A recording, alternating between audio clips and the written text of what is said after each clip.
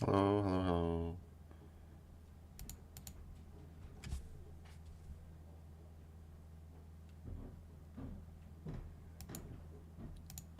Hello, hello, hello. We're going to continue Luna 2. So, Act 4. After our dailies. Oh, Suko's birthday.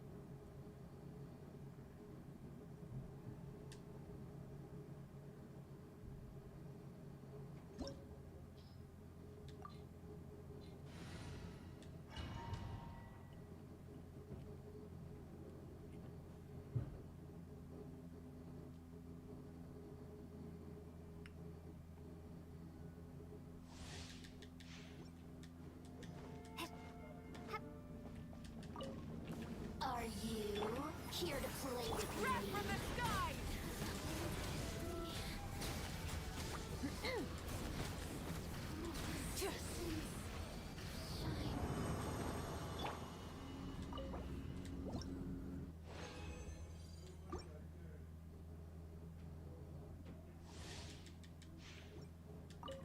There you are, Fulfill our pact! Pyroclastic surge!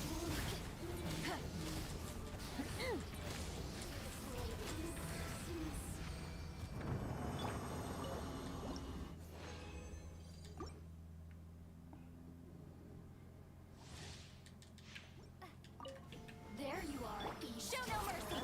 Light of the blazing sun!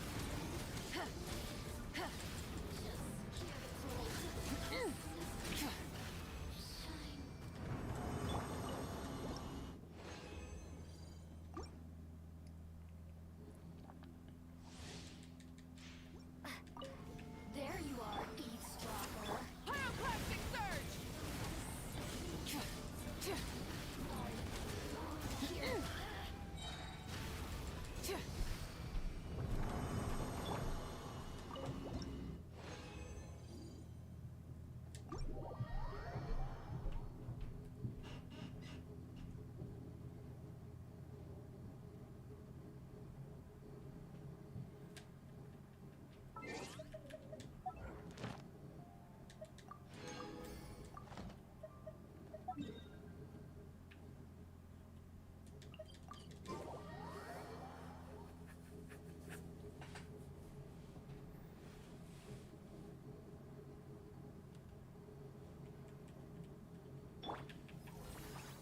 Burn it down!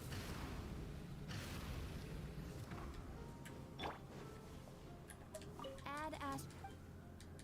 Thank you for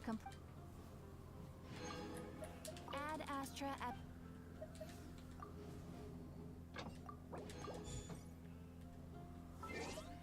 Alright, how much left do I have of this game? So, Wonderland Treasures. What was this? Oh.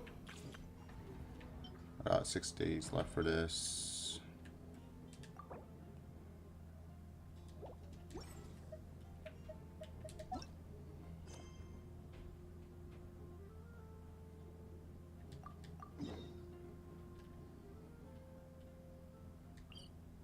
From Kake.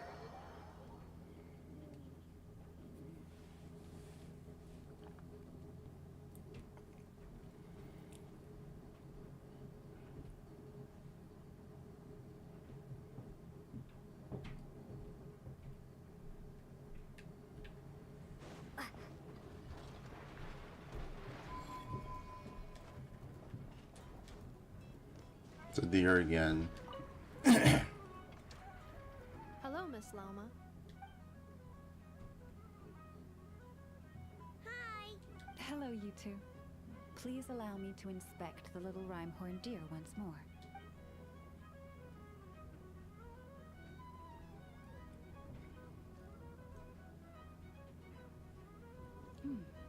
Yes. It's doing a lot better now. I believe it can take care of itself. Wait, does that mean you're gonna take it home? Right now? I mean, its leg just got better. I made a perfect protective brace for it, which I haven't gotten the deer to try on yet, but once we get that installed, it'll be able to jump higher than any others in its herd. And there's food, too. Ineffa and I made lots of yummy food for the deer to take home because you're not gonna find anything as nice as Ineffa's cooking in the forest, I guarantee it. And we also... I know. Can it stay here? Please?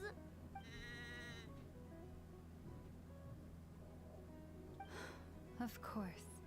I'll let them know. It says, "Thank you so much, Aino and Ineffa." Huh? Please don't be sad, or I'll cry too.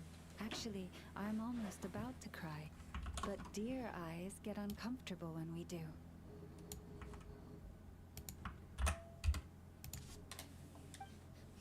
Then, could you maybe not leave? I'll make you some super comfortable bedding and get you all the food you could ever want. And I will take responsibility. It's asking you to go over and brush its fur.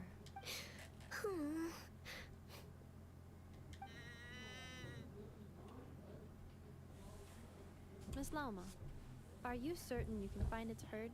If this deer had truly fallen off a cliff, as you say, then its family must have been working hard to find it. After I take it back, I'll first thoroughly investigate its past movement patterns, as well as the physical characteristics of the herd's leader. Although Nodcry's deer population is large and scattered, this simply makes success a question of time and effort, and of following the many intertwined clues to locate the herd. Thank you. We will compile all the information we know and send it to you to aid in your search. Then, will it be staying at the Frost Moon Scions for a while? Can I visit? Of course. The doors of the Frost Moon Scions are forever open to you. But it's still going to go home someday.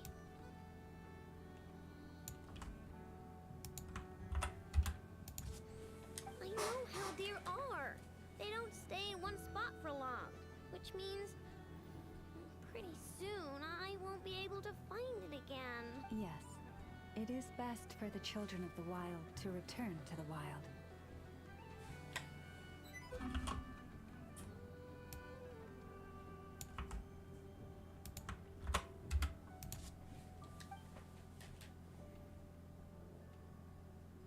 However, it will take some time to locate its herd. While it stays with the Scions, you may feel free to visit at any time. I'm sure the little one has many, many more things it wants to say to you. Then I'll visit the Scions every Tuesday. On Mondays, Wednesdays, and Fridays, I've got to do maintenance on Ineffa. And on Thursdays, I have to sort out the circuitry around here. So I'm only free on Tuesdays. Of course. Feel free to visit whenever the urge strikes you. Unless anything out of the blue occurs, you may always find me near the Frost Moon Scions Library. All right, it's a promise. Let me think what else I need to tell you. Ah, right. I better write down everything you said. No, but there's so much I want to say and so little time. I believe there will be enough time to say your farewells.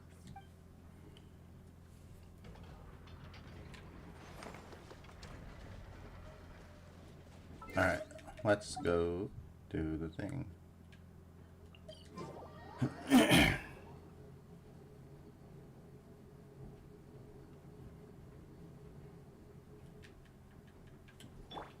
Light Should I just teleport to the fucking base?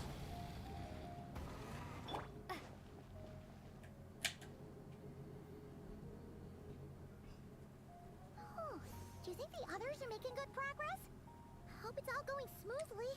Oh, hey look! They made it back as well!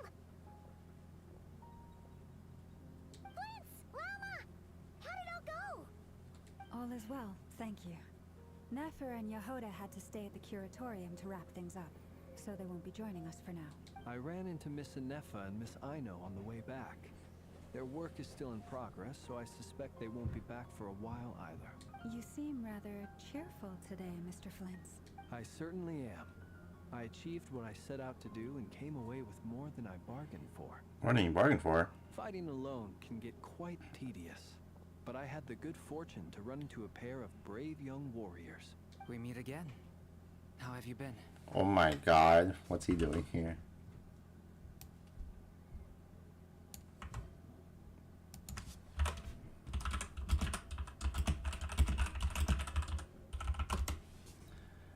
I thought you were the monster celebrating Sucrus' birthday. No!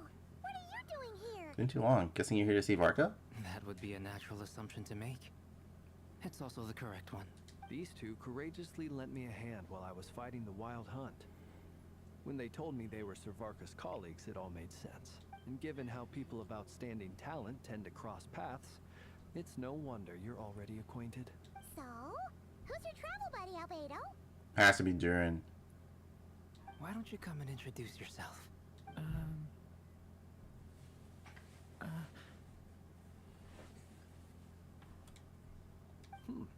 A gentleman of few words, I see. And a rather stern countenance. I presumed you were acquainted with him. Is that not the case?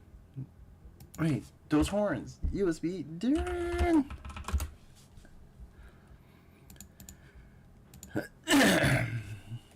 It's nice to meet you again. We've technically met before. Wait a sec! You're Mini Durin! Oh yeah, Mini Durin. That's what we called him. That's right. It's me. I'm glad to see you again. By the way, he says it's okay if you drop the mini.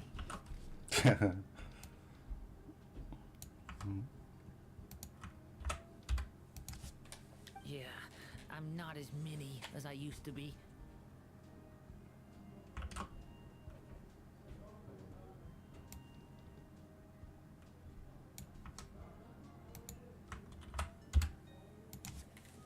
Interesting, isn't it? The first step towards blending into human society appears to be reflecting on whether one's name really reflects who they are.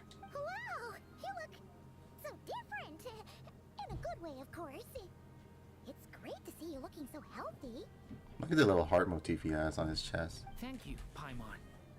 And although you're as mini as ever, I understand that diminutives don't always convey endearment. I'll be sure to simply call you Paimon as a sign of my great respect for you. He's so funny. Wow! You're such a smooth talker now. Paimon could get used to this. From now on, you may refer to her as your esteemed guide, Paimon. I actually think a diminutive is warranted here. Little Paimon is pretty tiny after all. Personally, I think our little Paimon is the perfect size. I agree. When people call her Little Paimon, it's just because she's so adorable that they can't help themselves. If that's not a sign of endearment, what is? This is so Chinese. Xiao Paimon. Or something.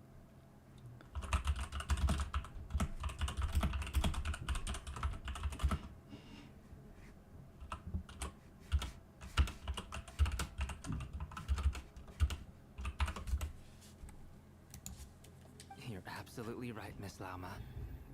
My brother still has a long road ahead of him when it comes to understanding human relationships. Anyway, speaking of long journeys, Didn't sorry, Columbina, leave with you? How come she isn't back yet? She's been catching up with old friends. Wouldn't be surprised if she stopped for a cup of tea or 10 on the way back. Uh-oh. People are talking about me. Hope it's nothing negative. Seems like she's in a much better spirits after meeting her old colleagues. Judging from your expressions, I'm guessing it all went well? It's getting crowded here. I'll go grab some chairs. No need. This is a job for an alchemist. I'll whip some up momentarily. Thank you for your hospitality, ladies and gentlemen, but I was merely escorting my friends back. I'll be meeting Sandrone shortly, as we still have some things to discuss. It's been a pleasure, everyone. But this is where I'll say goodbye. No, darn.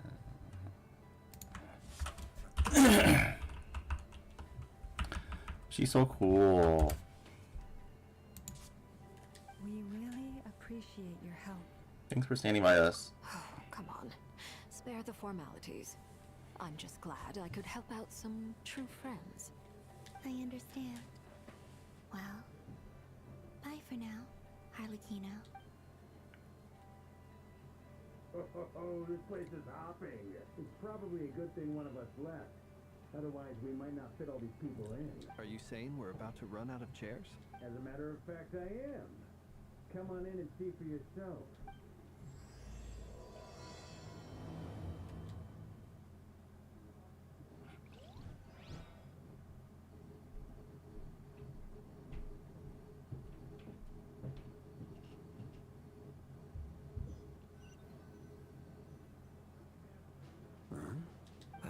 Oh my god, it's Dainsley. What are you doing here?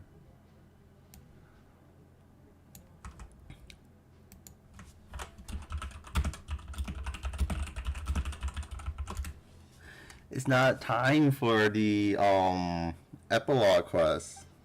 He's early. I overheard your little chit-chat outside, by the way. With Miss Columbina's colleague gone, we should be back to the original crew plus the other colleagues I brought in. Though, it looks like we have another new face. Someone else managed to rope in a colleague too? Sorry, he's probably here for us. Frankly, you and Paimon are the only people I know here. This here is Deanslip, colleague of Tibet's greatest guide, Paimon, and greatest adventurer, the Traveler. Well, not exactly colleagues, more sort of friends. When someone else jumps in to do the announcing, you know you're speaking to someone important. Let's hear what he has to say. Note to self. Once Paimon knows your name, the rest of the world will soon follow. He's so annoyed.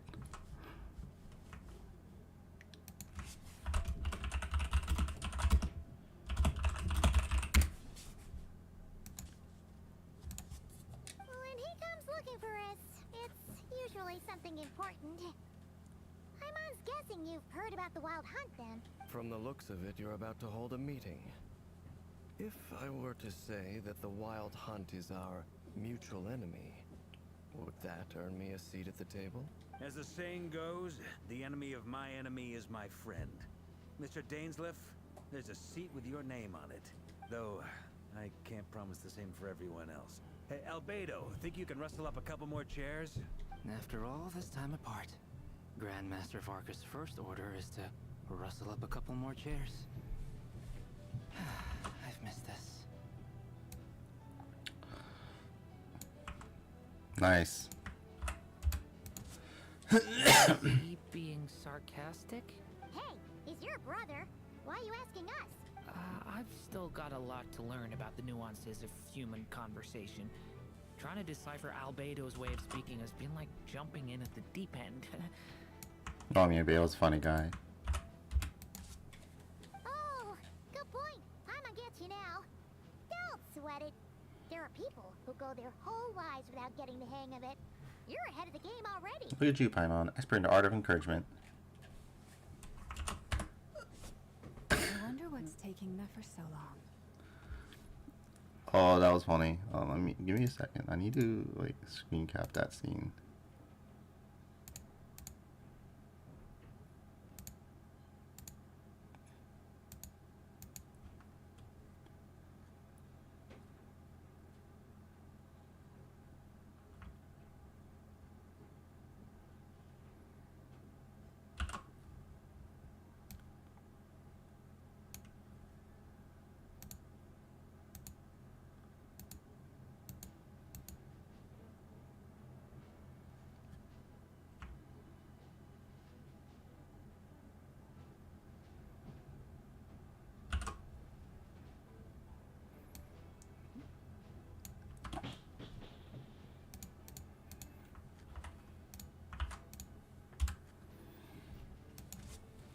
perhaps you should go and check in with her.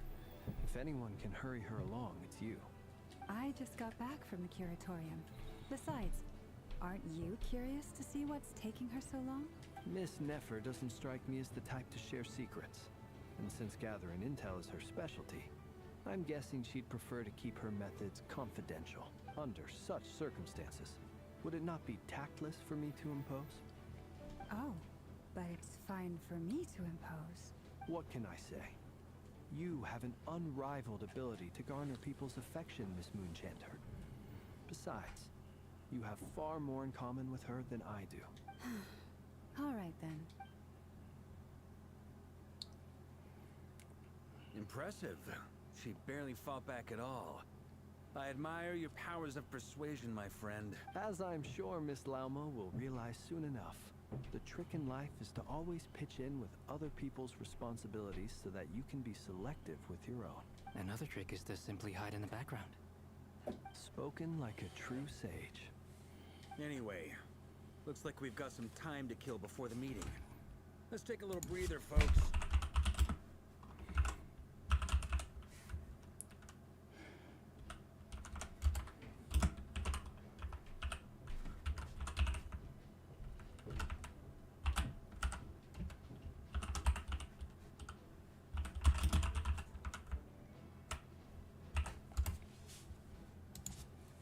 Feel free to chat amongst yourselves.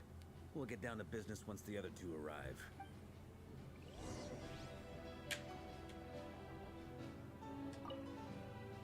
You're both awfully quiet. Why don't I start us off with an icebreaker? The two, like, most unsociable people.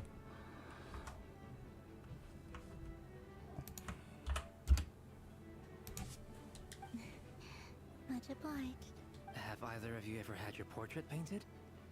If not, I'd be glad to help. That sounds like a lovely idea. You know how to paint then? I dabble occasionally. Yeah, motherfucker. He's the most, like, popular artist out there into that. He's an excellent painter. Tables, chairs, people, dragons, you name it. He'll paint it for you. I'm flattered. If I ever get the chance, I'd like to give it a try myself. I'll bear that in mind. Anyway, how about you, Durin? What sort of portrait would you prefer? Oh, I'd be fine with anything. Whatever style feels best to you. Very well. Then I'll play it by ear. You can replicate any style I want? I can try.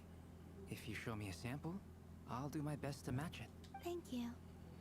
In that case, I'll dig up some reference material for you.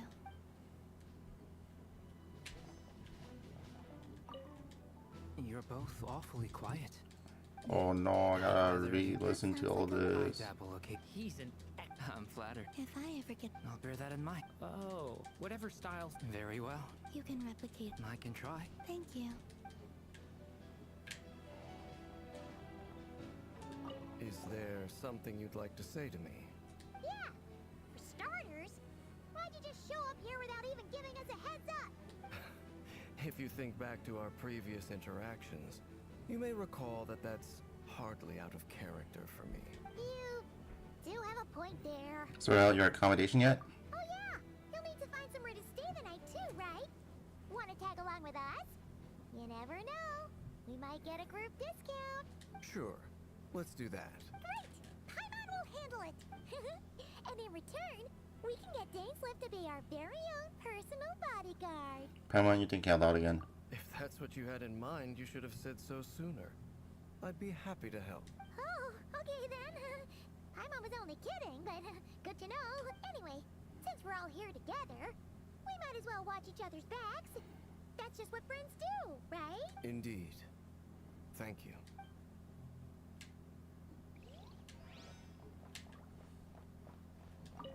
Truth be told, I can't remember the last time I was in a meeting with so many people. You're not alone there, my friend. The Lightkeepers also struggle to bring everyone together for a serious discussion. I don't doubt that. I've only ever met two Ratniki, one being you, and the other being that young guy, Itlua. Itlua is a good apple.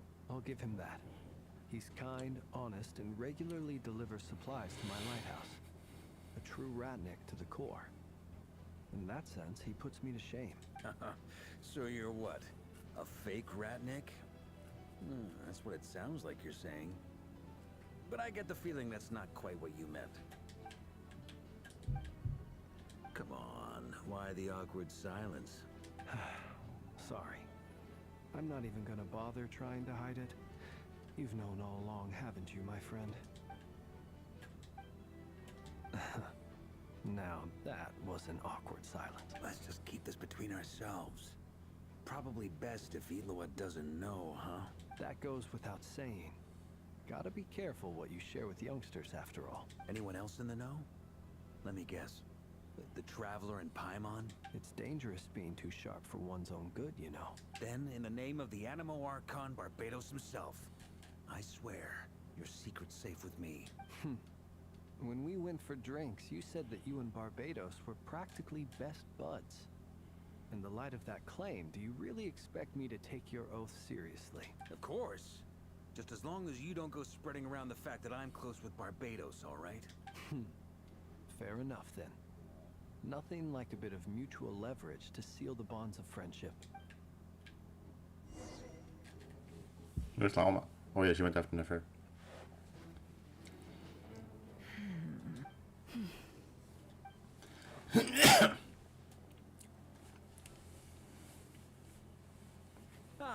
Miss Nefer. You made it after all. But what about Yehoda? I'm here to give you an update on how things are going on our end. Once this is over, I'll be heading straight back to continue my work. I left Yehoda back at the Curatorium to watch over things while I'm gone. So much for just this once. Not so loud! We're on a roll here. What if she remembers and suddenly decides to back out?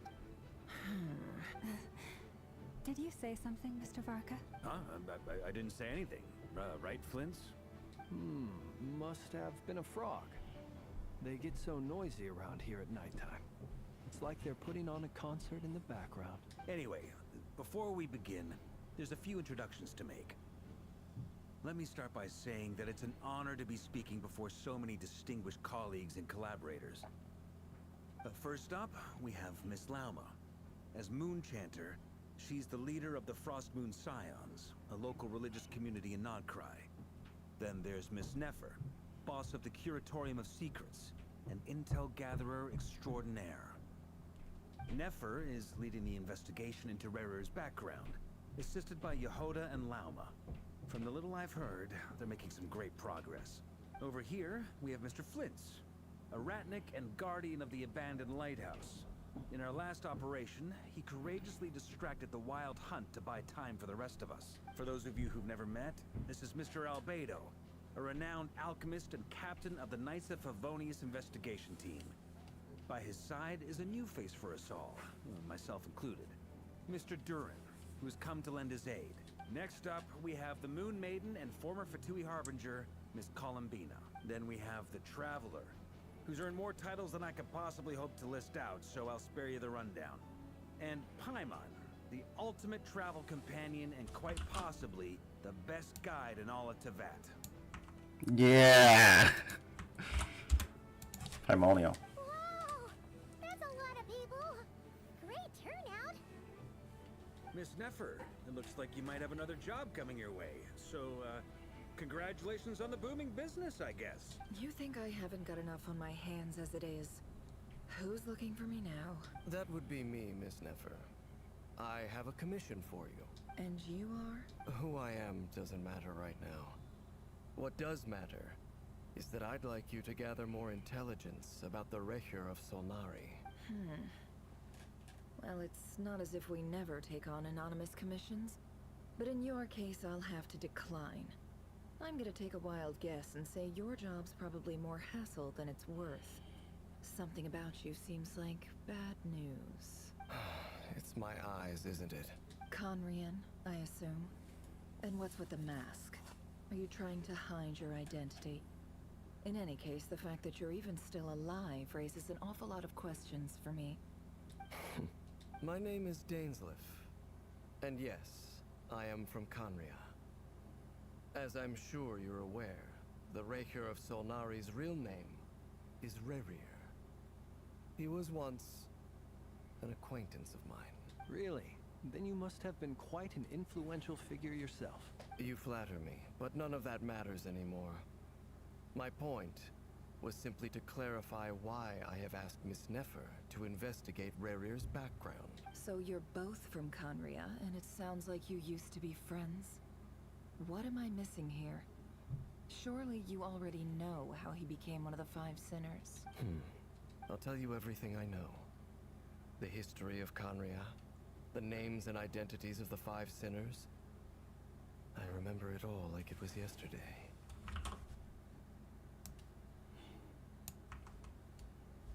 One of them's Albedo's mom. I have never spoken openly of this before. But the truth was exactly as people say. The Five Sinners were each driven by their own desires, and it was by playing upon these that the Abyss tempted them to their fall, tearing Conria apart in the process. The visionary, Vedifenir, who wished to foretell the future. The wise, Haroptatir, who sought limitless knowledge. Gold, Rhindaughter, who desired to create life. The foul, Surtologi, who pursued supreme strength. And last, but not least, Raker of Solnari, Rerir, Ravager of the Moon. Of the five, Rerir is the only one who remains a mystery to me. He never harbored grand ambitions. So what changed in the space of a single night? How did he come to fall like the others? In other words, you're saying that his change came as a shock to you, and you have no idea what actually happened? That's right. You mentioned how the Abyss tempted them, which led to their fall. But what did that look like in practice? And what other context can you give me about the events of that time? The more detail you can give me, the better. Strangely, now that it comes to it, I hardly know where to begin.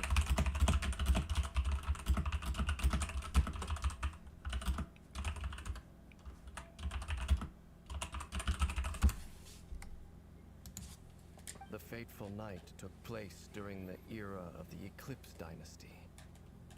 One day, my elder brother, the visionary, Vedifenir, was summoned to the palace by the Vinster King, only for the king to gouge out his eyes and cast him into the dungeons. When I came to hear of this, my fury knew no bounds. I gathered together every ally I thought I had, and together, we set a night to storm the palace and free Ved. Centuries on, the memories of that night still haunt me, like a never-ending nightmare. We broke through the palace gates, just like we had planned, each striking towards our separate targets. But then, I was betrayed. Even Vedifenir, the very person I had come to rescue, abandoned me, and partook of the Abyss's power. So, it's personal after all. Then tell me, Mr. Dainsliff, what price are you willing to pay? You, of all people, must know that nothing comes for free. I cannot say what price would be worthy of such a commission. But know this. Rerir was not always a madman. Believe it or not, there was a time when he was just an ordinary man, working for the Conrian Intelligence Service. Uncovering the truth of Rerir's past is the only way to unravel this mystery. But before you decide if you will accept my commission, I will tell you more about him. Enough, I hope, to help you plan your next move. Sounds pretty good to me. Feels like we just flagged down a random passerby, only to discover he's actually a master strategist who has a score to settle with our enemy. Must be all that good karma I've been building. Can I borrow your halo? It could be useful in the lighthouse. Hey, enough with the wisecracks. Besides, isn't that lamp of yours bright enough already? Relax. It was meant to be a compliment. If that was a little over the top for your liking, I'll make sure to tone it down next time.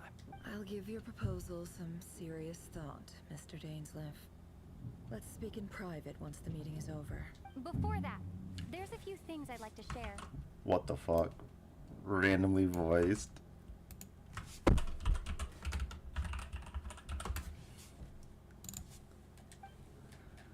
You recount meeting the knave and how the iridescent moon's marrows retrieved from the crimson moon space. You make it clear that the knave chose to help you out of her own accord, and conclude by reporting how the hearts of the three moons are finally in your hands. Now that we've united the hearts of the three moons, your power should be greatly enhanced. But it seems like that hasn't happened yet. I believe it will take a little longer. You've done so much for me, so I want to be completely honest with you all. Even though I'm doing a lot better now, the truth is, my recovery will likely be an ongoing process. From the moment I was born, my power has been slowly ebbing away. And that is because Tevat has never accepted me. Even with the moons united as one, it seems my rejection cannot be undone.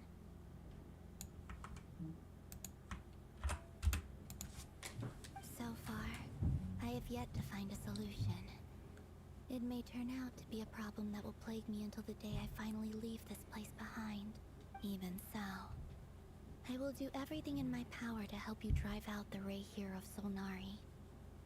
As Arlecchino put it, this is not about chasing the spoils of victory. It's just a gesture of heartfelt gratitude. Kutar.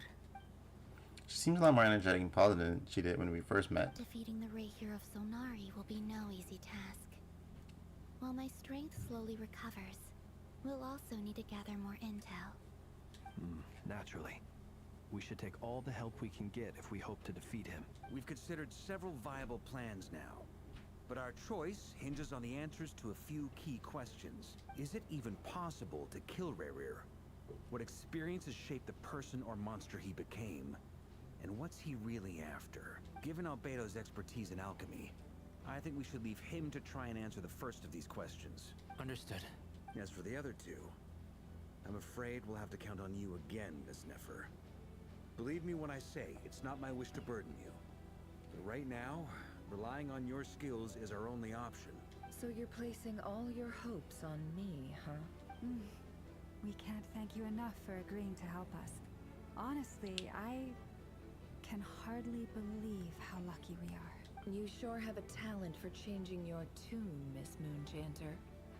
Timid like Yehoda one moment, then flinches insincere flattery the next.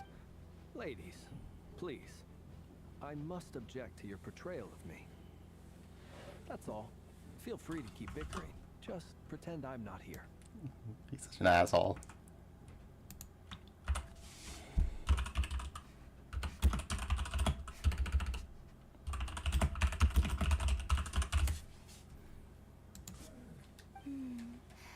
I almost don't want to leave this room. I'm curious to see how this plays out. I have faith in you, Miss Nefer. Something tells me you'll stand by us until the very end. Oh? And what makes you so sure of that? What if I suddenly decide that my compensation is insufficient? This isn't about the money. I can sense that you've got a deep-seated distaste for Rerir. And knowing you, that alone is motive enough. Look at them getting along so well. Like two peas in a pod. And I'm the one they accuse of insincere flattery. There is no justice. Miss Lauma, you have to understand something.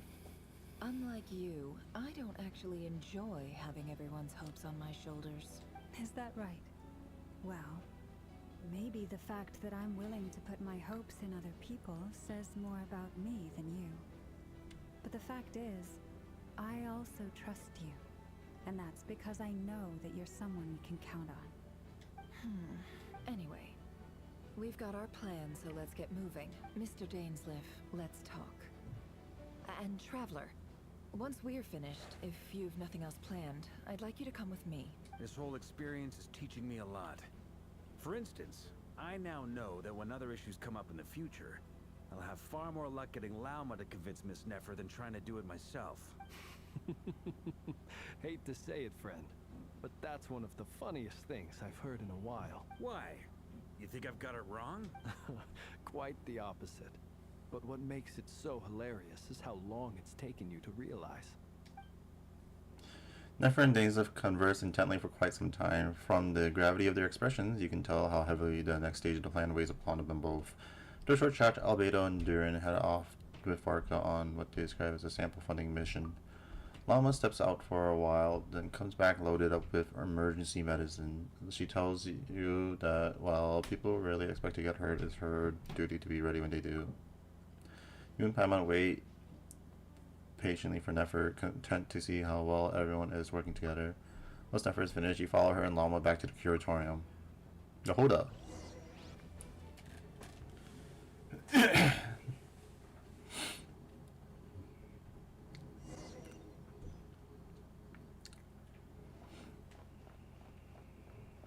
Ashu.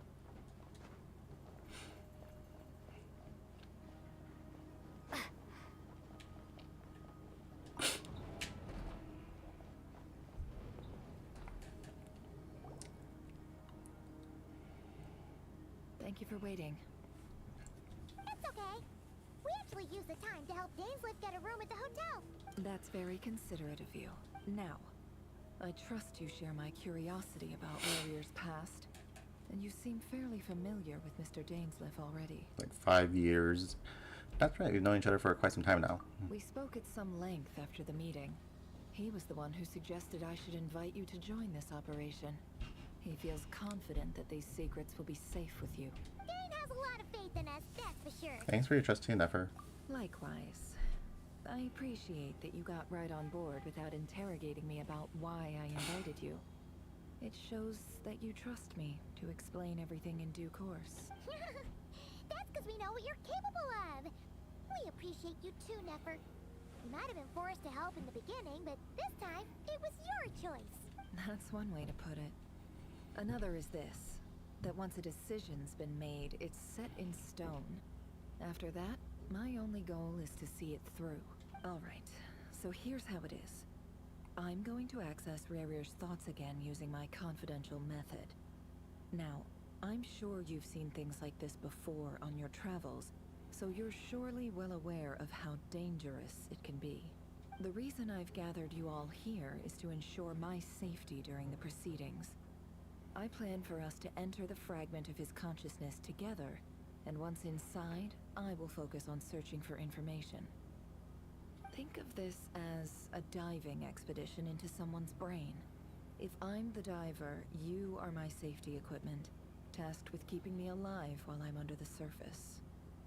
Once the ceremony begins, we will all be spying on privileged information.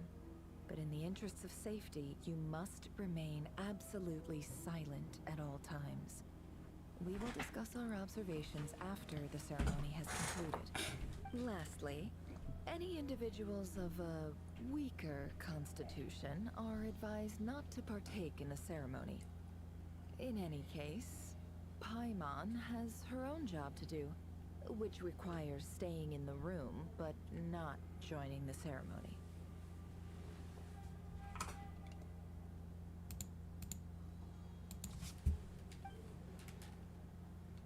Nefer conspicuously left out the details of her confidential method. I guess her brain diving techniques are a trade secret. Well, good luck, everyone. Sounds like all Paimon can do is cross her fingers and root for you guys. There's a little more to it than that. I was being serious when I said you have a job to do. While the rest of us are inside Rarier's mind, it's imperative that we have a team member on the outside. In the event that something goes wrong, you will be our first responder. I don't anticipate any issues, but the extra level of safety will be greatly appreciated. I second that. This is a dangerous operation here, and you're our whole rescue team. That's pretty much the most important job in the crew. So, Paimon's like the lifeguard? Yeah, that makes sense. Alright, got it. Good. Please, take a seat. We'll get started momentarily.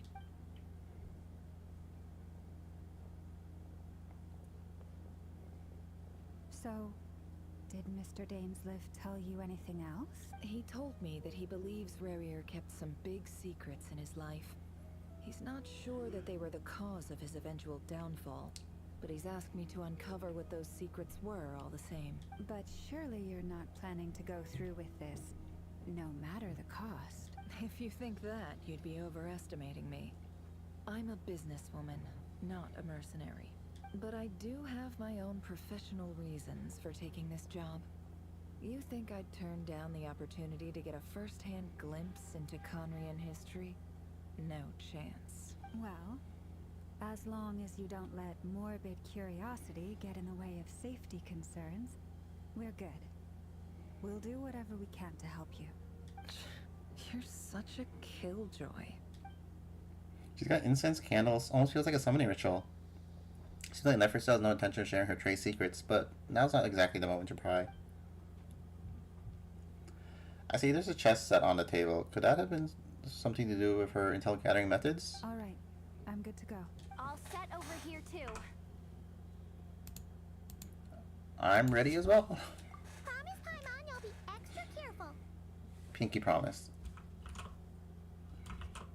Believe it.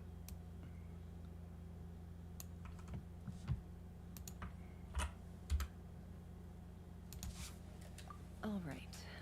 Let your whole body relax. We're about to begin. Close your eyes. Do I get to play with Nefer again?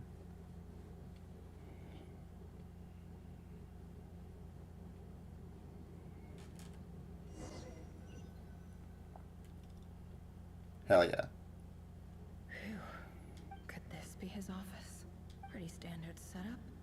Bookshelves, paperwork, files. According to Dainsliff, Rarier used to be an intelligence operative. Chances are there's plenty of top secret intel stashed away in this room. Is this where you keep your secrets, Rarier? Can't say I'm not looking forward to this.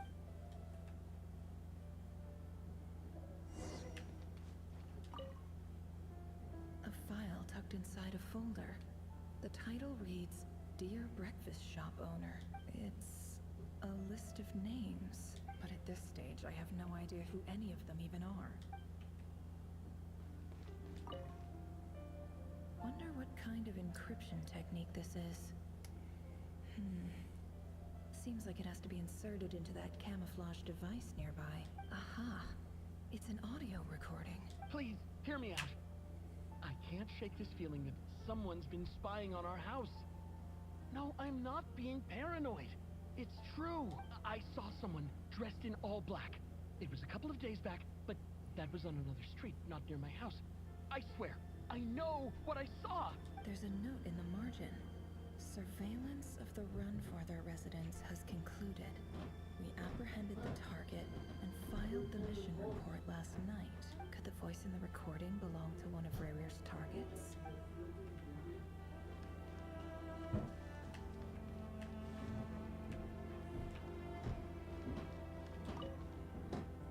A box containing a ring inlaid with a precious gem.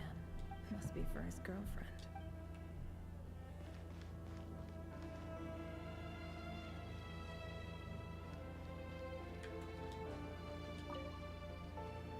Bookshelves full of documents. Looks like these are all files, packed with the personal details of individual Conrians. Crimson Moon dynasty preceded the eclipse. Since Rarier worked as a secret agent during the latter, it stands to reason that he was tasked with purging remnants of the old dynasty. Yep. Lines up exactly with what Dainsliff told me.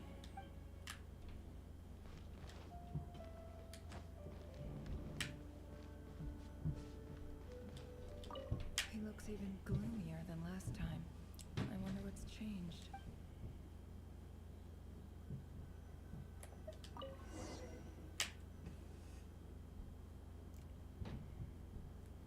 Today's files are in. Time to wade through them, just like usual. I gotta play as Rarier. Crazy.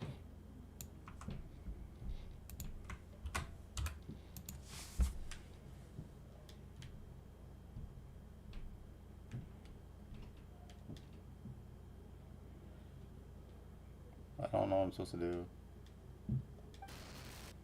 Male, 51. Occupation, Cook. Confirmed Crimson Moon descendant. Has maintained frequent contact with other descendants over the past year. Poses a threat to the dynasty. Neutralized. This one should be archived under purged targets.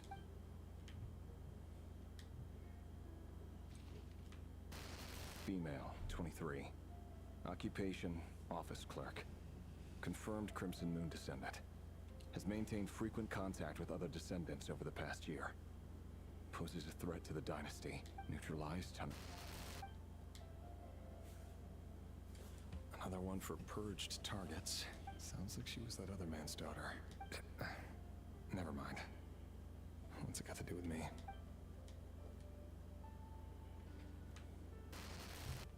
Male, 40. Occupation, teacher. Confirmed Crimson Moon descendant.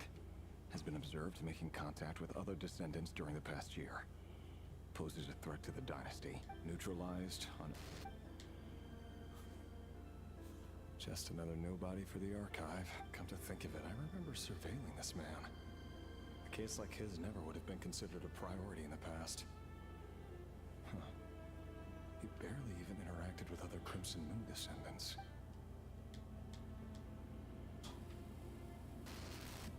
Female, 16. Occupation, none. Orphan and confirmed Crimson Moon descendant.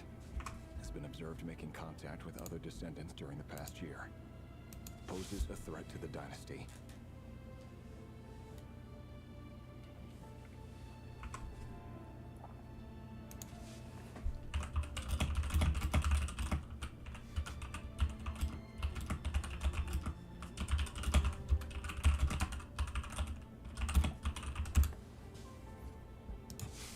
Neutralized on... Filed.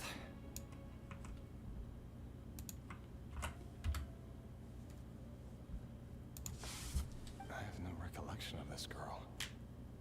None whatsoever. She doesn't seem to be anyone important, but then again, how many of them really are?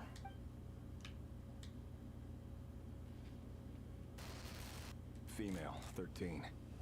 Occupation, none. Orphan and confirmed Crimson Moon descendant.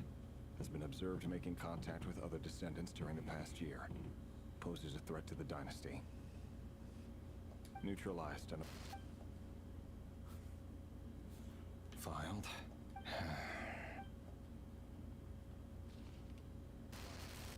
Male, 11. Occupation, none.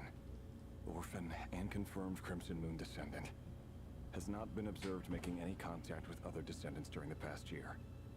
Poses a threat to the dynasty. Neutralized and...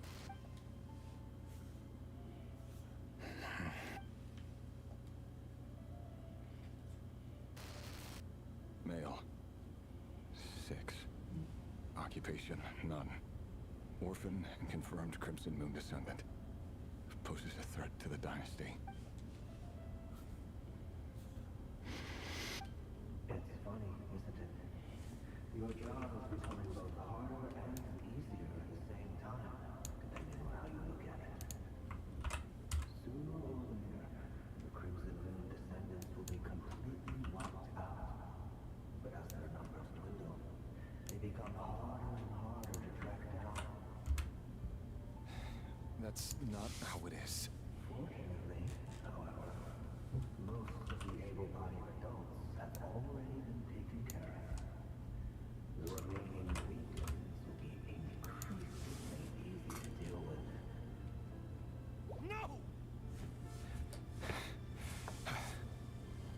No. My job is to ensure the survival of the Eclipse Dynasty. And the only way to do that is by eliminating any and all potential threats. It's a perfectly legitimate line of work. Every single one of my colleagues can attest to my fairness. And if my friends were aware of the facts, I know they'd back me up too. Assuming, of course, that they were aware of all the facts.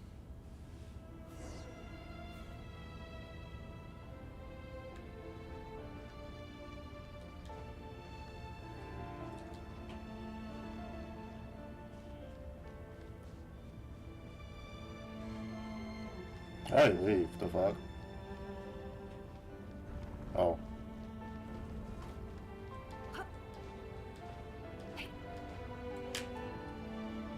Mr. Venifalnir? It's been quite some time since we last met. Revier, I trust you're here because you have something important to discuss. Forgive me. I wasn't tuning out. It's just, I noticed you didn't even phrase that as a question. As if you knew I was coming. Tell me, does someone in your position ever feel the need to ask questions at all? It is indeed within my power to foresee certain things. Things like your arrival. I was just thinking. It won't be long before I'll be inviting both you and Dane to my wedding. That isn't a lie, but nor is it a fact as such. It's a wish, isn't it? No fooling a prophet, is there? Ever since that day we met for drinks, I knew it was only a matter of time before you came looking for me. Does it feel good? Knowing how the future will unfold. I'm afraid the notions of good and bad fail to capture the complexity of what such a power entails. Once you've seen what will come to pass, it can be all too easy to succumb to fear and melancholy. Unless, of course, you learn to abandon these feelings. You fear my silence, and long to hear the words I left unspoken that day.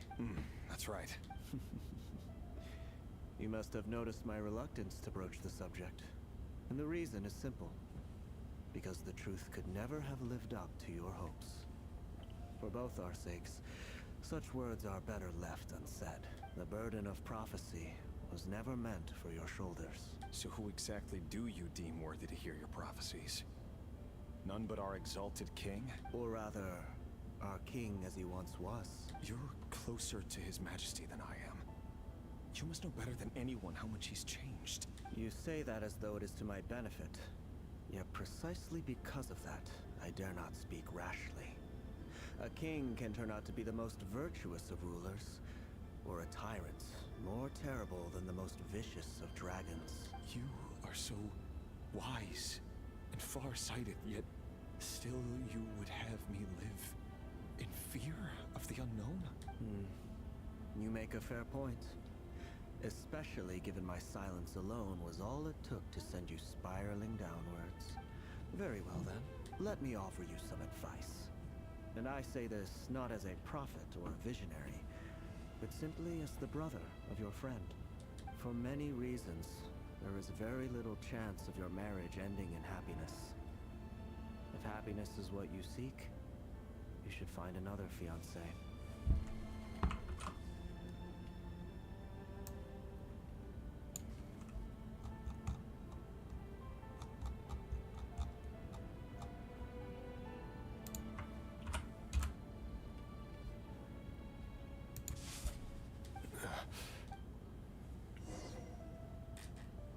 Hold on. There's that same black fog again. Could this memory belong to Thelindis? Guess I'd better tread carefully.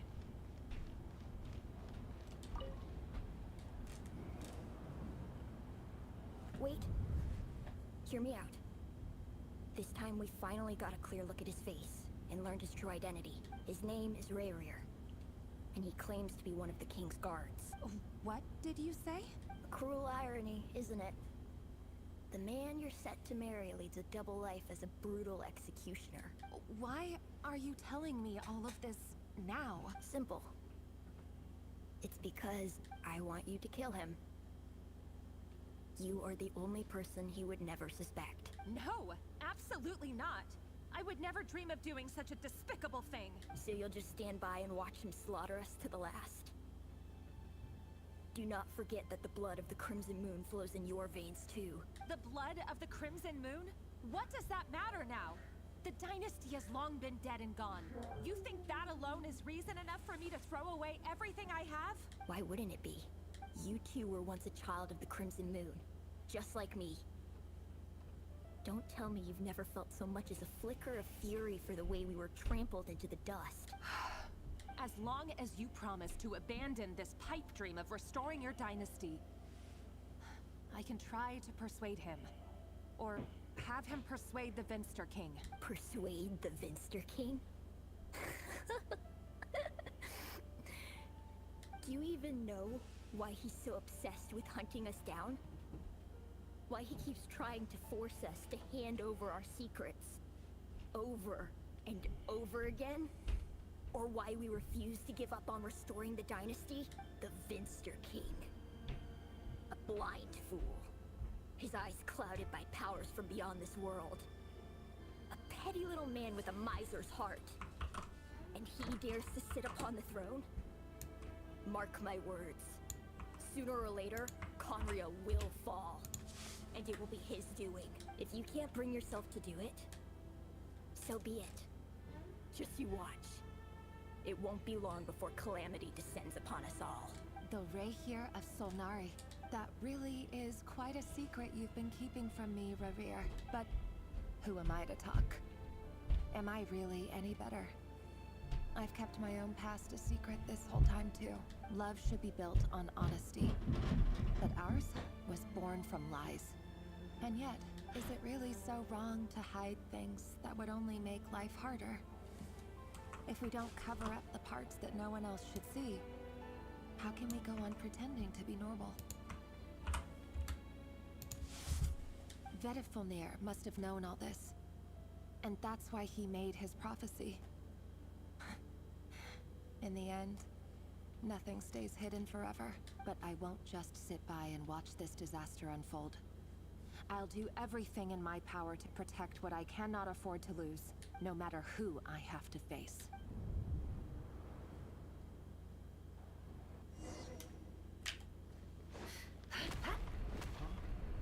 Was that Revere who just walked past the window? Doesn't it give you the chills that he still takes the same road to work every day? As if nothing ever happened. Those people at the deli. Enough already. They're clearly pretty taken by their own disguises, so just smile and play along. Pull the rug from under beasts like that, and you'll risk having your throat torn out. Deli? Oh. They're talking about those people from the opposition. Right. I'd almost forgotten they used to run a deli. People of no consequence always vanish so easily. And no one even remembers them.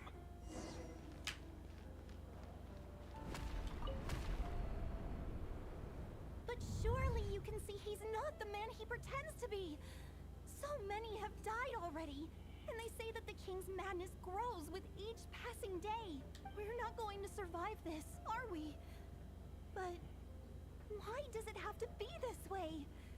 Do we really deserve to die just because of the blood that runs through our veins?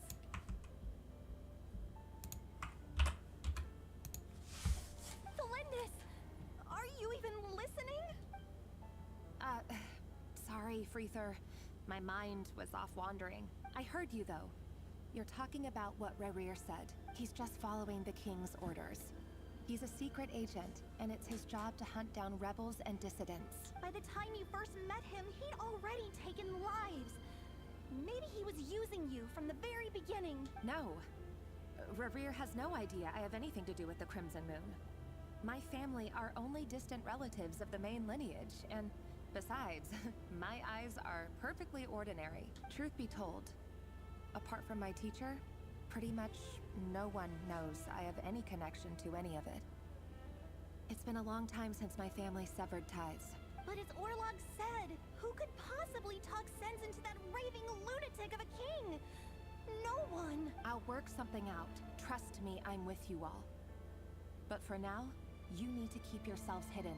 Don't let anyone find you, anyone at all. Don't forget that Revere is an Eclipse operative. You need to be extra careful when he's around. And when I am too. For now, don't come looking for me. And if anything happens to me, just act like we've never met. If even you can't escape this, what hope do the rest of us have?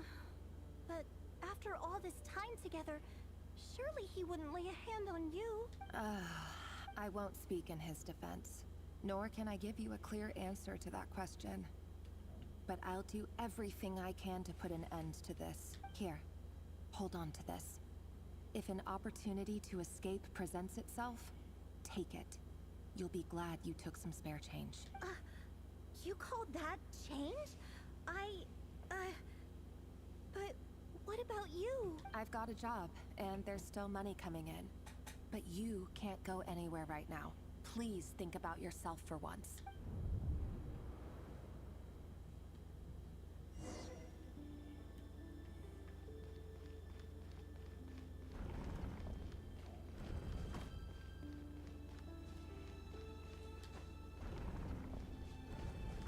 Another day, another round of assassination training. Training ground is just beyond this hidden passageway. When you kill a person, doesn't it bother you when you end up covered in their blood? Why would it? Aren't we all just walking blood bags? But not everyone is accustomed to hunting down others like prey. You've been a hunter for so long now, you seem to have forgotten that most people don't just go around killing one another. Leave me alone.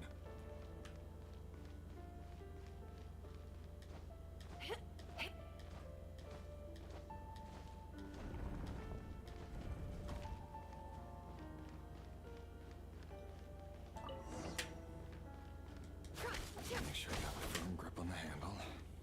Then choose your angle well. Keep your movements light and brisk. And the prey won't sense a thing.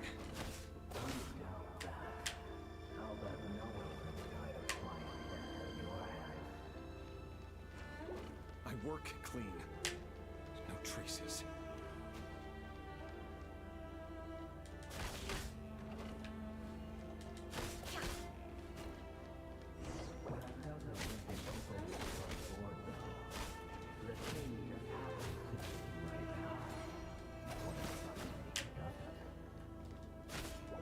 That won't happen.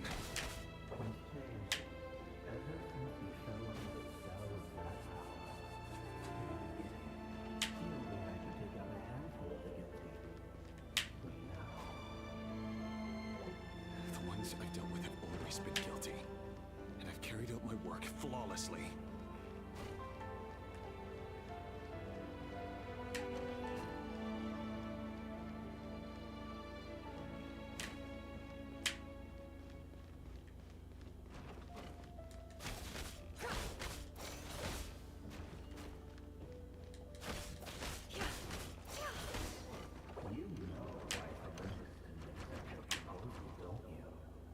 Was it because she didn't trust you?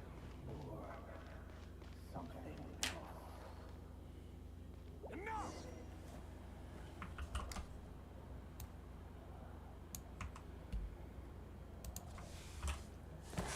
What is this? Star Wars Order 77?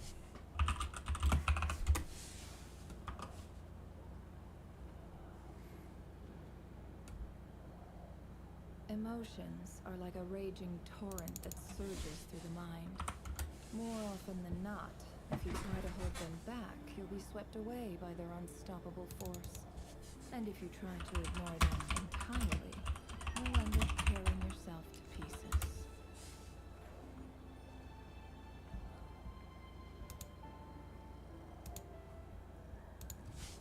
Order 66.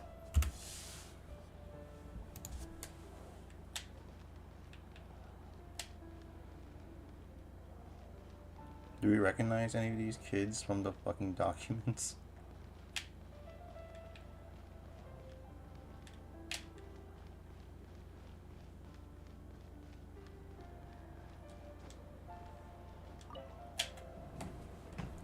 Delindus, do you still remember Orlog? Orlog? The boy who was pretending to sell flowers.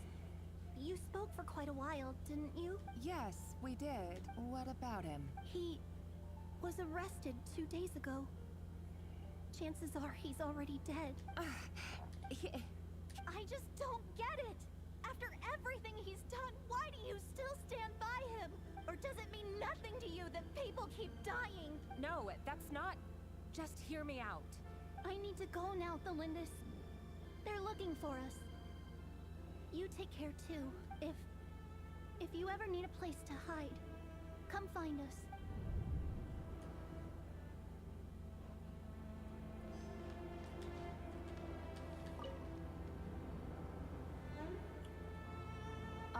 Thelindis.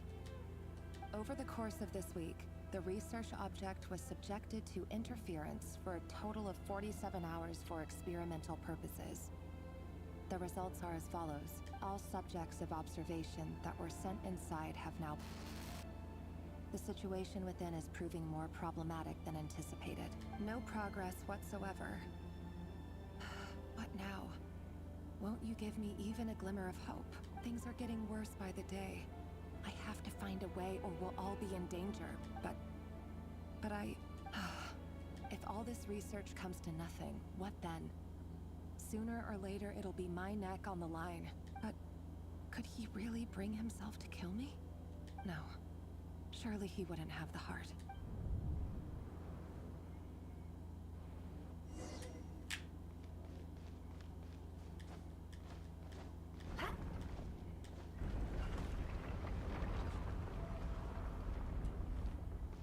Why won't you just let us go? We don't even know each other. All we want is to live ordinary, peaceful lives. You want to live.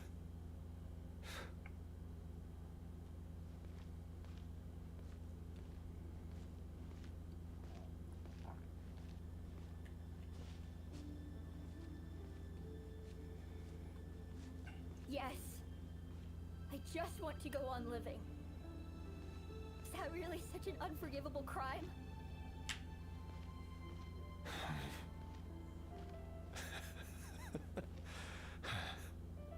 You want to go on living. I want to keep living too. To keep living forever. That's why I have no choice but to continue on the path I'm on. If only some savior would suddenly swoop down and change the way the world is. Too bad that's not going to happen.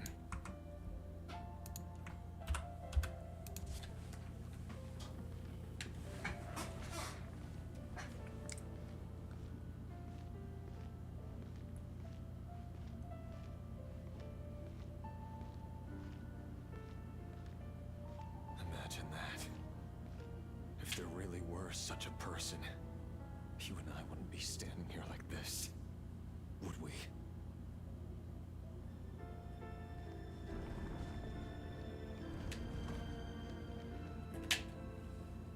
So these files are in. Time to wade through them just like usual. No, I don't get tired of it. It's my job. And not only am I lucky to have it, I'm good at it too. Huh. Wait. That's... Thelindis?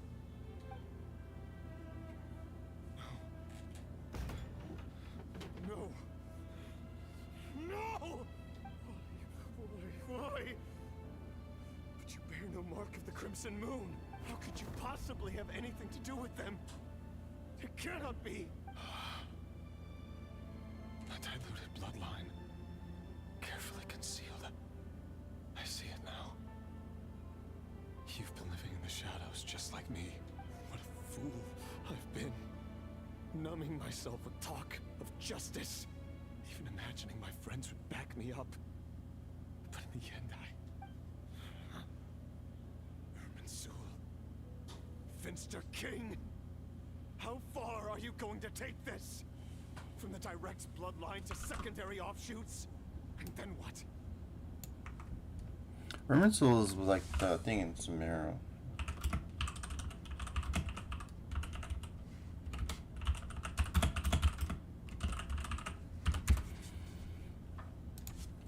Today it's the descendants of the Crimson Moon. Who will it be tomorrow? Will you not rest until everyone down here is dead? No. This cannot go on. This is where it ends.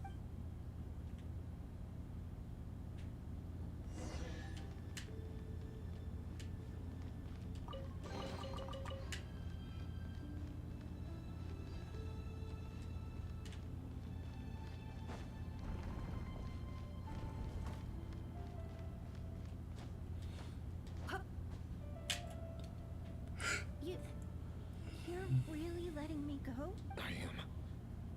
As long as you can guarantee that no one will find you. Don't worry, I'll be extra careful. No one will know I was here. But what about you? Me? If you let me go, you won't be able to complete your mission, will you? Good point. In that case, maybe you should stay. No, please! I just want to see the outside world again. To... Go on living? Yes. I know you're a man of your word. So please, just let me go. If I let you leave, what will become of me? Just kidding. Go, but remember, don't let anyone know you were caught. We'll be seeing each other again very soon if you do. Even shadows in the dark must live by a code. But you can't save everyone. You've been whispering in my ear for days now, Vedavamir. What are you trying to do? Break me down? I only say this because you long for an answer to your problems. Let her go, Revere. You risk losing everything. I will not abandon Thelindis.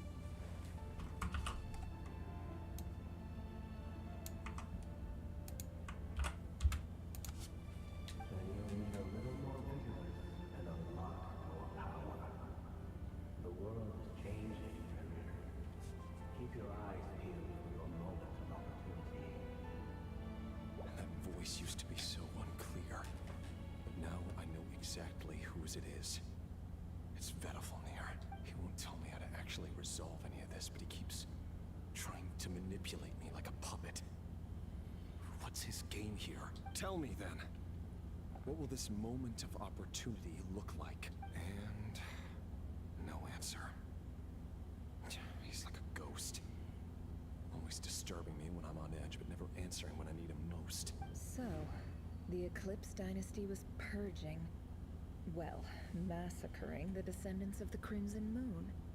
And it seems like it was all connected to the Vinster King's research. The King's obsession with abyssal power left the future of Conria hanging in the balance. No wonder every aspect of Rarir's life was so unstable. And it looks like this Thelindis, Rarir's would-be fiancée, herself belonged to a sub-branch of the Crimson Moon Dynasty's descendants. It almost defies belief that a couple like them could hide the truth from each other for so long. If the Vinster King hadn't intervened in such a drastic way, they might have gone on deceiving each other for the rest of their lives. And why does Vedderfanir, Daneslif's older brother, keep talking in Rarir's head? This guy kept more secrets than I ever imagined. The human mind is like a vast desert of shifting sands. When you follow the flow of someone's memories, you only ever see the parts they're willing to let surface. Time for something a bit more creative. We've been inside Rarir's mind this whole time, building up a picture of his psyche.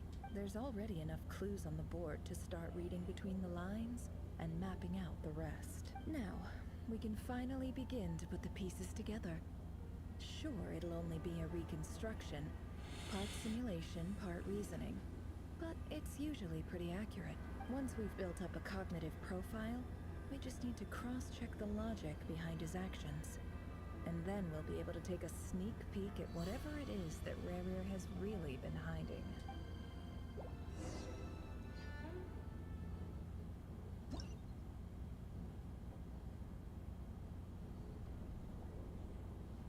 Chess.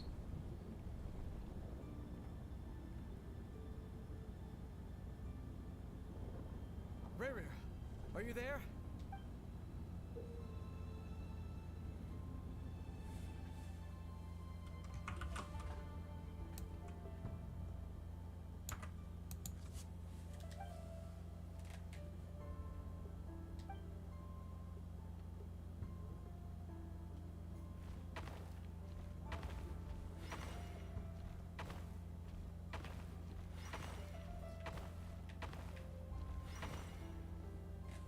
Hey, Rarir!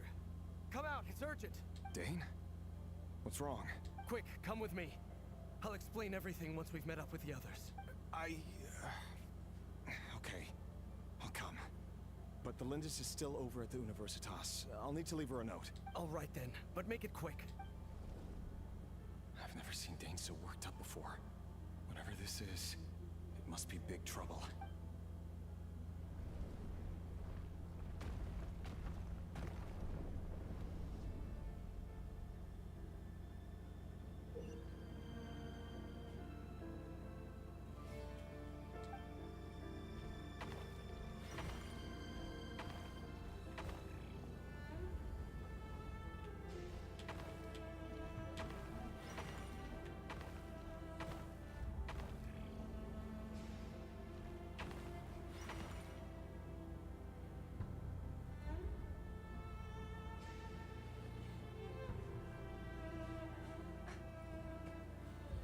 Well, this is a nice change, meeting you all at this hour. When men and women of ambition can speak face to face in broad daylight, I say that's a big step forward for our dear Conria. Don't be ridiculous. We do not fear the day. Why would we seek refuge in the night? You might ask your blade that same question. I'm told it prefers the cover of darkness. The word on the street is that Sir Delogi only strikes when he has an unfair advantage. But that is patently false. I see you're missing an arm and a leg. Surely only a fair fight could explain that. If this is your way of offering me replacement limbs, believe me, I'll take them. Oh, we can certainly discuss that. With bioalchemy, anything is possible. Assuming I have your full support in my research. Lunatic. Robtatir. What brings you here? Why, Dainsleif, of course. He invited me. Please, cast aside your apprehensions, Miss Rhindaughter. Whatever the rumors may say, I am but a humble servant of the king, and I can assure you he affords me no greater convenience than he does you. Well, Universitas Magistrorum won't stop fawning over you. So at least some of the rumors must be true. You're clearly doing well for yourself, so drop the humble servant act. It endears you to no one. You're president of the Universitas Magistrorum, the chief royal mage known as the Wise by royal appointment, and by far the most favored among the 4 pillars of Conria. Vice President Veit doesn't even try to hide his envy when he sees you. My success is the product of hard work and good luck. It's as simple as that. Were the king not such an extremist, I hardly think I would have received a senior post at my age. Of course, no job is without its gripes. Serving a king like ours can be a challenging task, as I'm sure you can imagine. And as for Efterveit, in missing out on the presidency, he's dodged a mountain of stress. Like everything else in life, it comes with pros and cons. You're all here. I apologize for the short notice, but it was an emergency.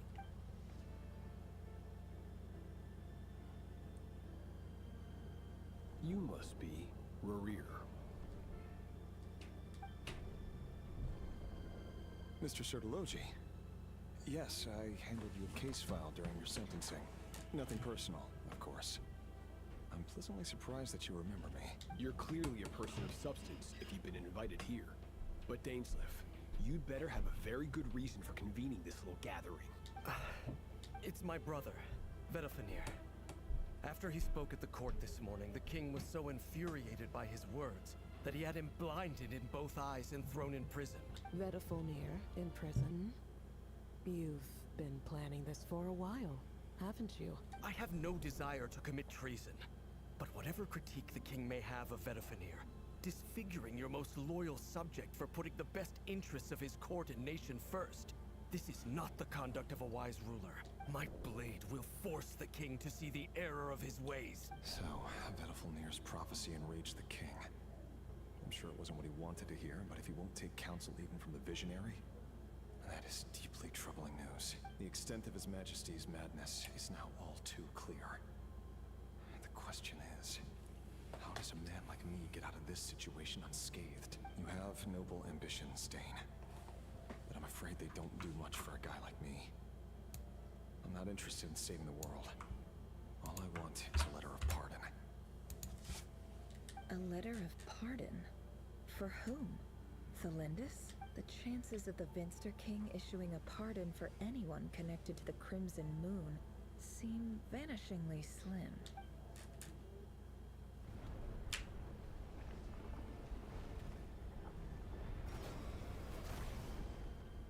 What enemy?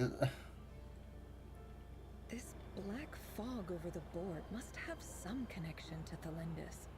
But why is it taking this form? Does it have something to do with Revir's past? Another mystery I'll need to unravel.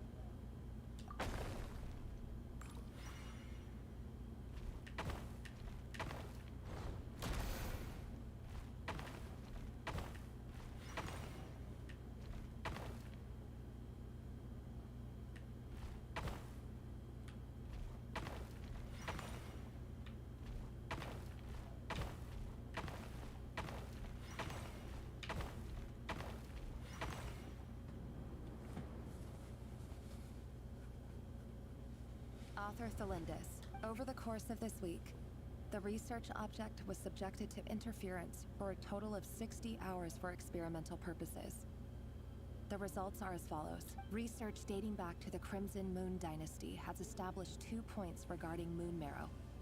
Firstly, its origins have something to do with a god's power. Secondly, it serves as a portal to an as-yet indeterminate location. Moon Marrow can thus be defined as a spatial gateway. However, there are a number of hurdles to overcome before we can answer the question of where it leads to. To start with, opening the gateway requires a specific power source, which the relevant literature indicates an enormous amount of power is then required to keep the gate open.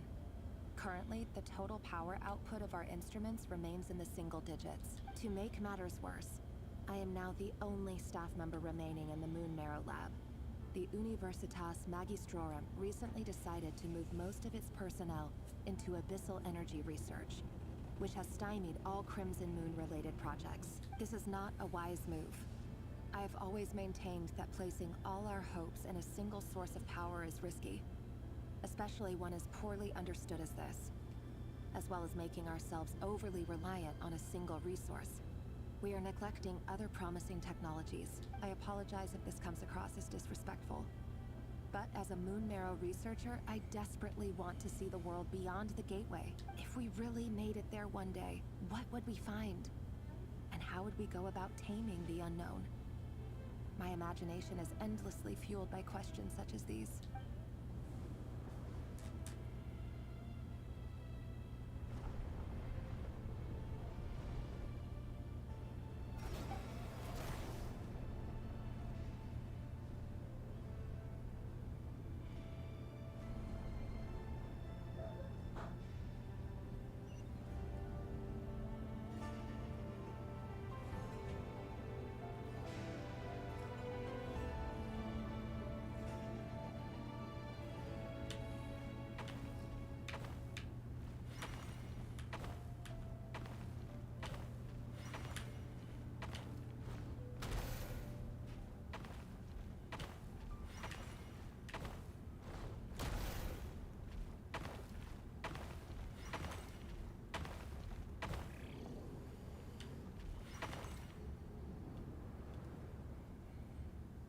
This is for you.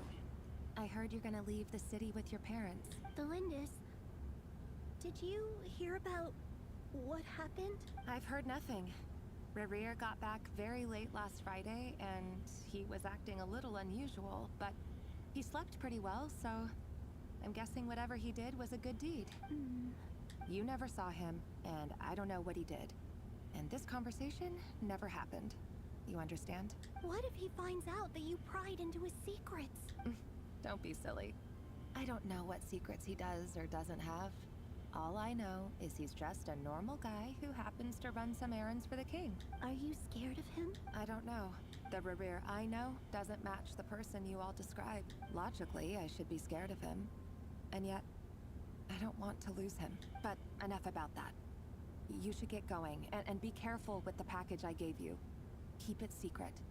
Keep it safe. What's in it? A piece of the moon. All you need to know is that as long as you keep it safe, then in the future, everyone will be able to see a red moon.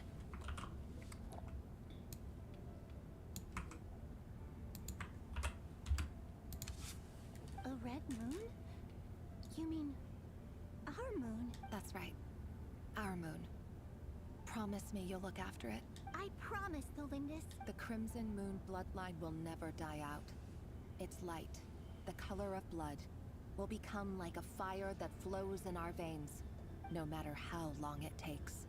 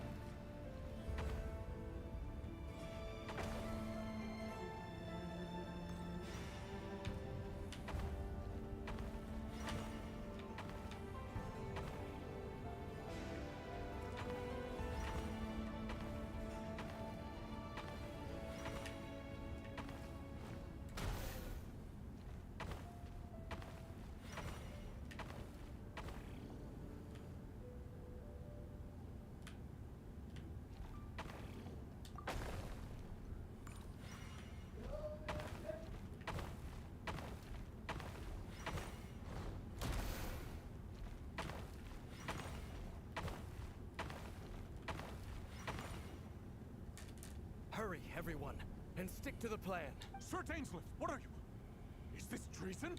You know what happens to those who betray the throne. Please, don't do this! It is the king himself who has betrayed the throne. He has betrayed all of Conria. If you have any love left for justice in your heart, you should join me. It's showtime. Dane and his group will handle the troops in the palace. Then Hraptatyr and Rheindater will disarm the security measures. My job is to enter the prison and rescue Vedifalnir. Stay safe. Wish me luck. Look after my brother. Draw your blade. It is time for justice to prevail.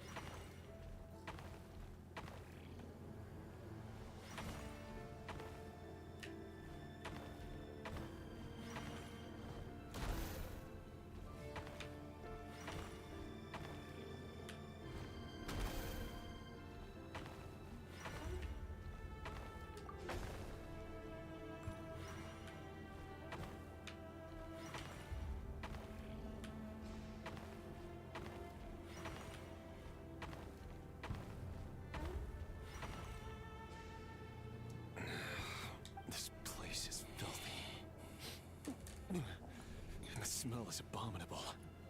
Clearly, the king doesn't allow his prisoners a single shred of dignity. This is dire. Found you. Hello, Mr. Vedafilnir. It's you. Surprised? Oh, wait. I guess surprise isn't an emotion that prophets feel very often. I certainly felt some surprise in the moment when I was blinded. Surprise at the king's sheer ignorance. Surprise at just how unfairly this world responds to words of earnest remonstration. I'm curious. What did you prophesize this time? It wasn't a prophecy. It was a word of warning. Someone had to say it. He's a snake.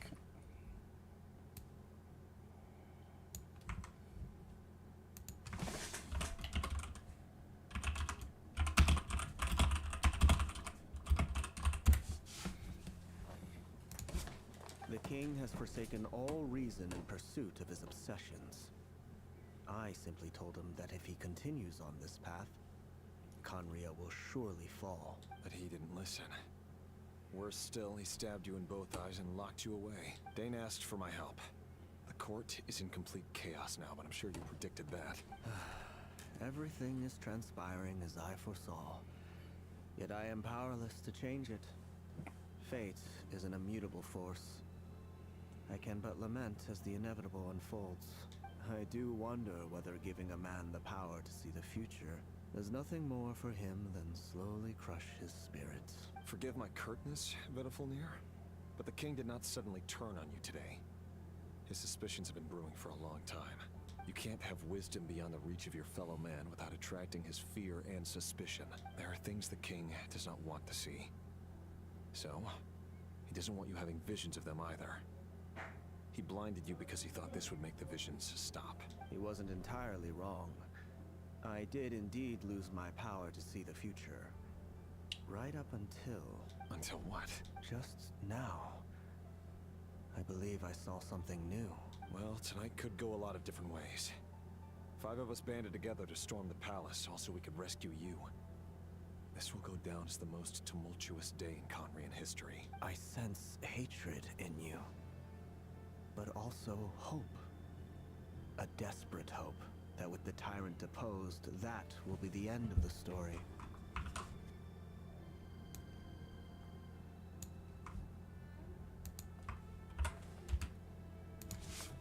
But this is not the end. It is the beginning of a new chapter, in a whole new story.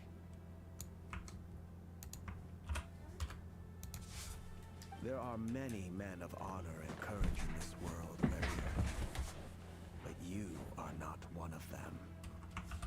You're not here for justice, are you? You're here for yourself. Is that a dagger? Interesting. Why not the polearm? It was always your weapon of choice. With your abilities, I don't doubt that you were able to recover some of your sight. But I also doubt that you want to make an enemy of me right now. Of course not. We're on the same side, aren't we? We could be. But I need you to be honest with me, Vedafilnir. At this point, you're my only hope for the future. You mean your future? With your beloved, Felindus? Yes. And I know there are bigger things at stake here. A dynasty, a nation, maybe the entire world. But forgive me, I care first and foremost about myself. I can't abandon the one I love to save myself. I just can't do it. But you see a broader picture of the future than I. You see the solutions to the biggest problems of our age. So tell me, what is my solution? What's the answer? In matters of fate, answers are either right or wrong. What will be and what will not. Maybe you are willing to pay a certain price in the pursuit of happiness, but unfortunately, fate does not negotiate. That is the cruelest thing about fate. It is unmoved by your sacrifices. That can't be true. I know it's your voice that I keep hearing in my head, urging me to see how the world is changing, to seek more power, so I can protect the things I love. You show me disaster, but You won't show me how to avoid it? Why? Why are you doing all this?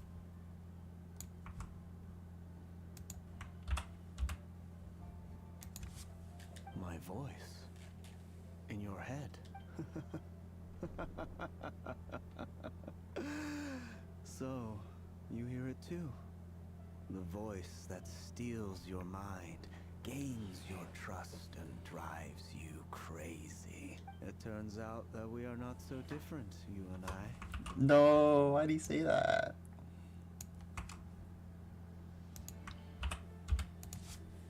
Vedifilnir just broke into the strangest smile I've ever seen in my life, as if he'd discovered some monumental secret. But then he suddenly switched to looking extremely weary. Very well then. My advice to you is as follows. You must persevere.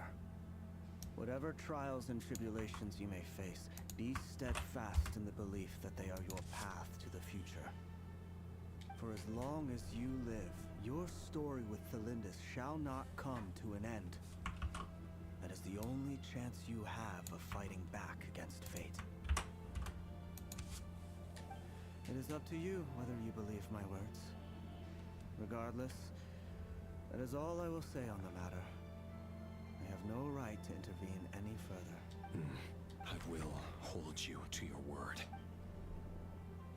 Thank you for setting me free. In return, I will tell you one more thing that you cannot afford to ignore. Just then, a strange wave of energy rippled through the city. We had no idea what it could mean. If I were you, I would head to the Universitas Magistrorum. The Universitas? Oh no! I'm sure we'll be seeing each other again very soon, Rerir. Whatever Vedifilnir said, I didn't catch it. I didn't even help him out of the prison. There was no time to lose.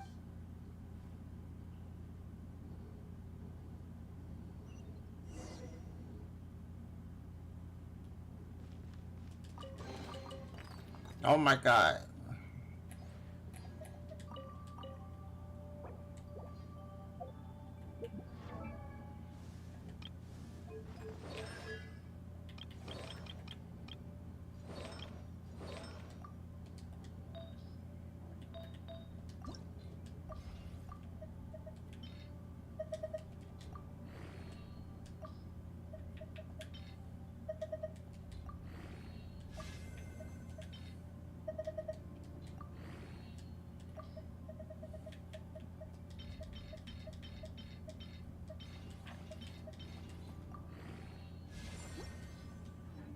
Why does Ashru sit up on the counter? To welcome our clients, of course. A kitty's gotta earn his kibble somehow. Monsters? Is this Rhindaughter's doing? The Universitas Magistrorum. Out of my way! Thank god it stopped. Holy shit.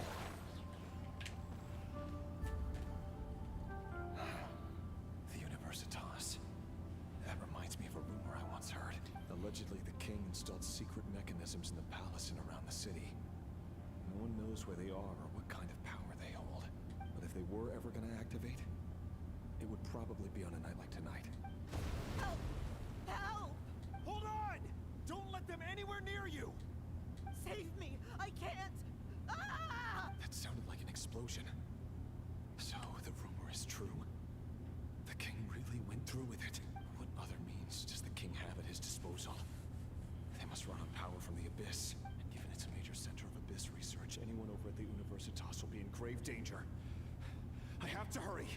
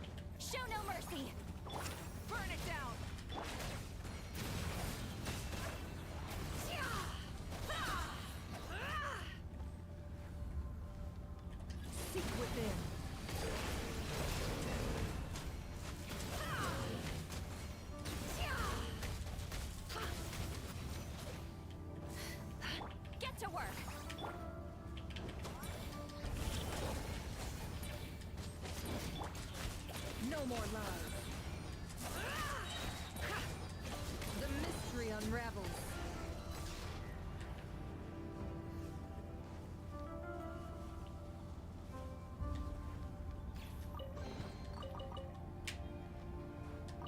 The dual blade!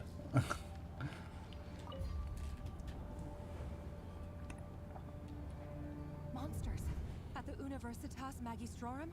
Why now? Oh no, they're coming. It's no use. The table won't hold out much longer. The weapons. Where are the weapons? Of course. All the lab equipment was upgraded after the inspection last week, but the new weapons haven't been allocated yet. I'm done for. Is anyone there? I need help! Ah! Stay back! Please stay back! Please!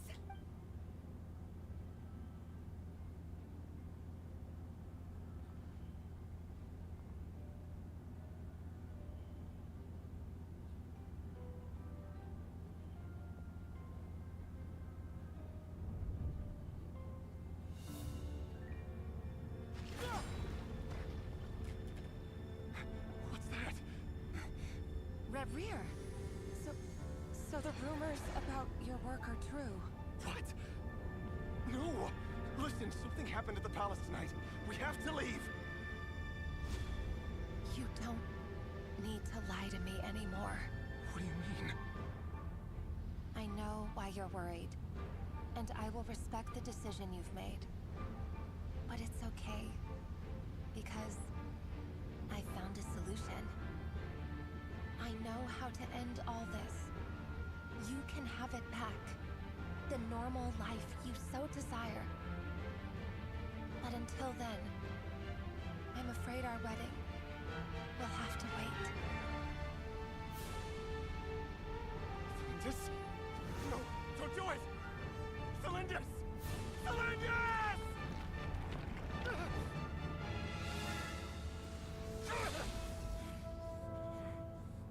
I told you, Renrir. Let her go. You will find someone better. No! No, I won't do it! I have to save her! By what means exactly? A lowly pawn. You lack the power and the strength of will. Do you know a way? Tell me! Come to the palace. Join us.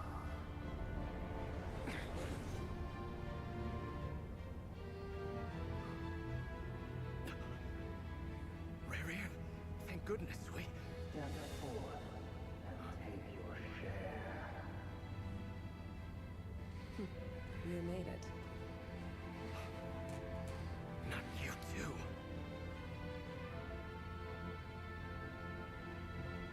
Hatred or grief, despair, desire. We all have our own.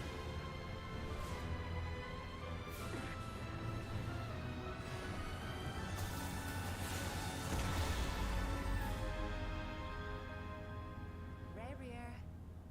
Rerir. Cylindus. Were you daydreaming?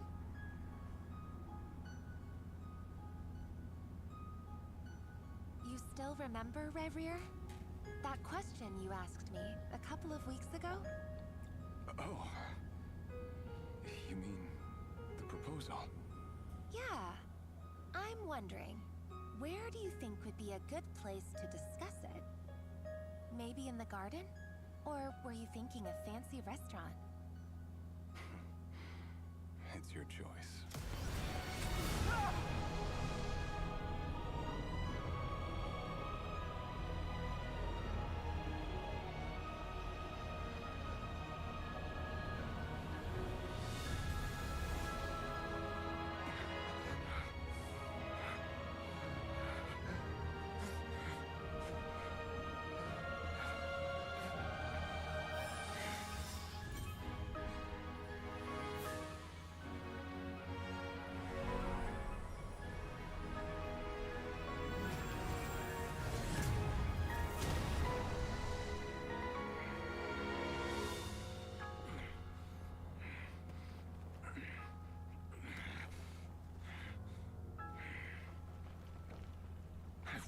find you.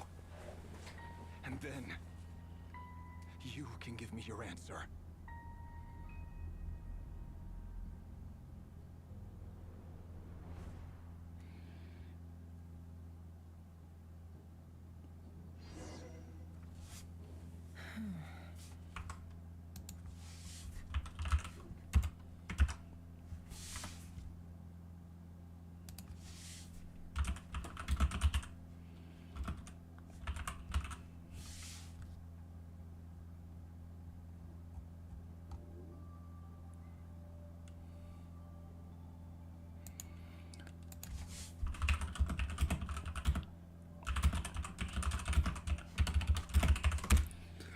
This is like that Spider-Man shit where Mary Jane just or like barely got that ending scene to marriage. Oh my goodness. So that's how the Raker of Solnari was born. A monster created by circumstance is a monster all the same. Viewing other people's thoughts for too long can get uncomfortable. Right now, I'm feeling a strong sense of loathing. In a nutshell, the story of Conria is what happens when the truth falls by the wayside. Everyone tells little white lies, and before long, you have a huge pack of lies that destroys everything. Time to get back. His past is filled with sorrow, but the tale of any fallen civilization is one of endless tragedy. Cruel as it may be, that was Conria's fate.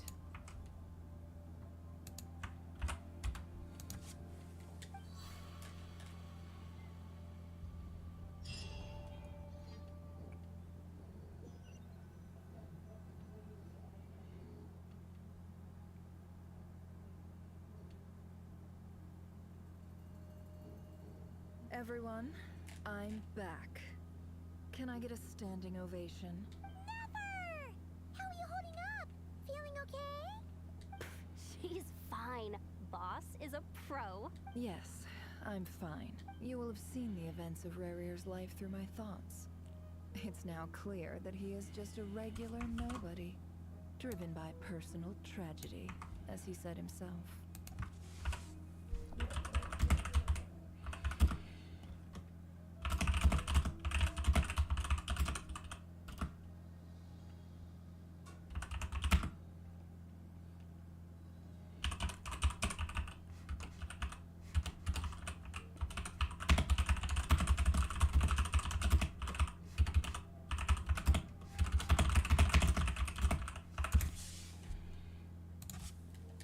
Mostly agree.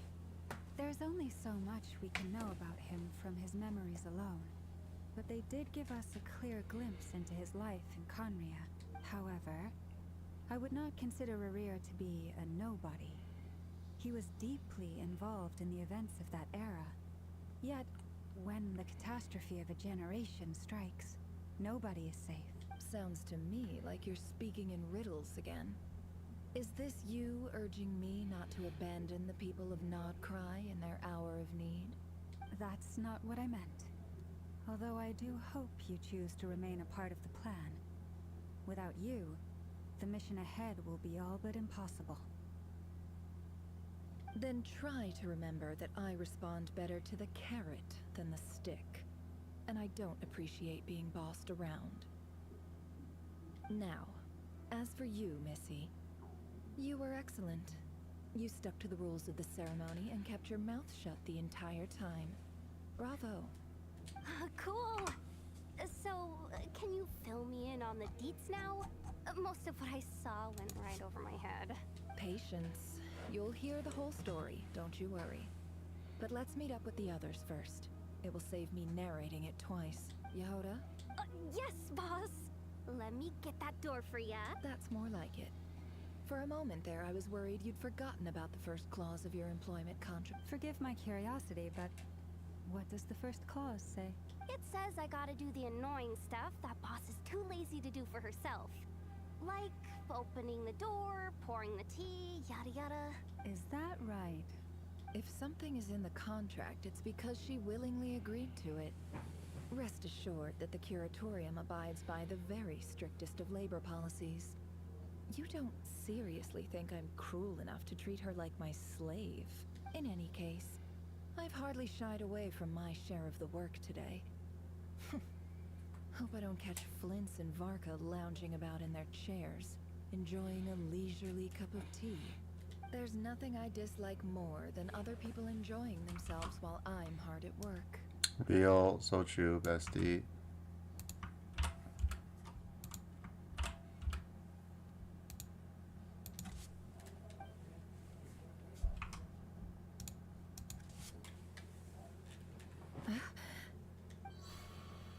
Oh no.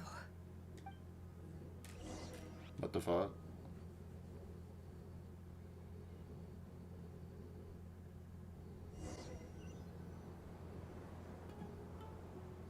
Sorry to disturb you, but we seem to have run into some trouble. Evidently so. Don't worry, I'm not about to leave you to fend for yourselves. I'm not that kind of boss. And it would go against the Curatorium's labor policy. Why the fuck are we in some narrow?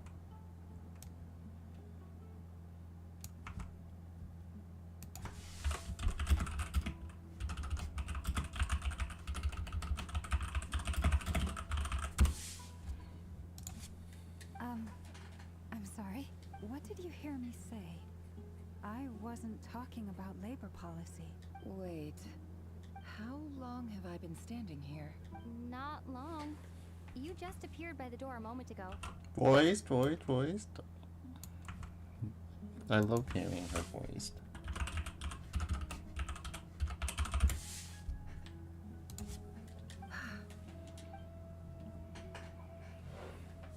Boss, what's wrong? You look like you've seen a ghost. We've been tricked. We never left at all. Somehow I hallucinated that whole scene back inside the office. Hallucinated? But how? How indeed. This place should heed my will alone. All thoughts and actions that occur in here are just a result of pawns moving across the chessboard in a carefully calculated manner. And nobody has access to this chess set but me. So you control everything in here? More or less. But yes, it's a special technique of mine. Has anything like this ever happened before? Only once. It was the first time I used the chess set. Is there any similarity between what happened then and what's happening now? I suppose my thoughts are a little turbulent, which was also the case my first time.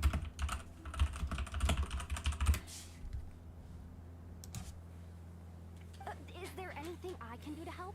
The first clause of your contract clearly states that I only need your help with things that I'm too lazy to do myself. Meaning, you're not feeling lazy right now? Meaning, this is not something Yehoda can help with. The chess set is a personal treasure that I alone understand. I must be the one to find our way out of here. Boss, it's fine. Really. Let me do something useful. Oh, listen to you. Whatever would I do without you, Yehoda?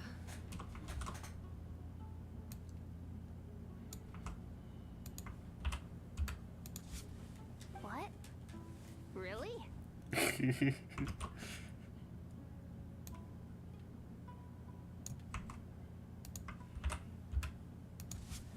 Yes, really.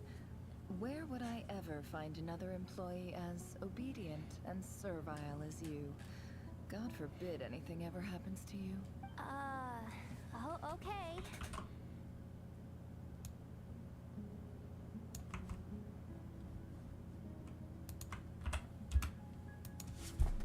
Well, anyway, I was thinking of fetching some water. There's gotta be a source around here somewhere. I suggest everyone finds someplace comfortable to take a rest. We gotta conserve our energy. Even though all this chess malarkey doesn't exist in a physical sense, mentally speaking, it's all real. And so is our tiredness and fatigue. You don't want to dismiss mental fatigue. Just because it isn't physical doesn't mean it's any less serious. But anyway, I got your backs, so don't worry about a thing. Don't I have the best employees? Jealous much? If we can find a suitable time, I'd love to borrow Yehoda for a day to help out at the Frost Moon Scions. Would you be amenable to that, Boss Nefer? Oh, Lama. Have I ever told you just how pretty you are? Beauty runs from the tips of your antlers to the depths of your imagination. She just said that. Time to rally, everyone. Follow me. As we continue our journey, the same rules will apply. That means stay focused and no talking no matter what we encounter. And don't disturb the chess pieces. You have my word that I will get us all out of here.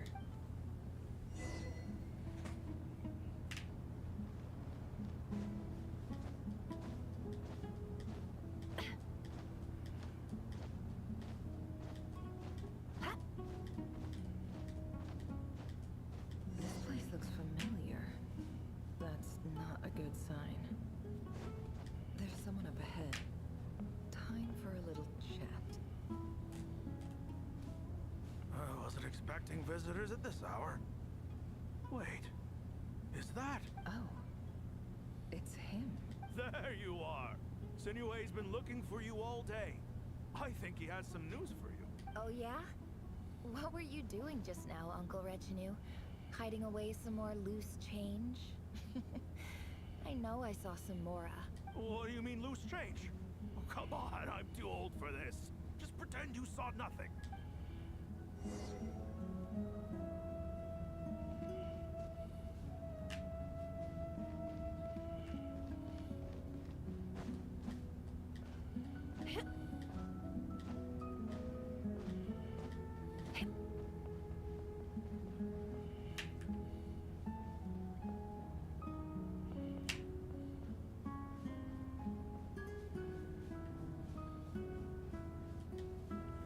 Hey, kid.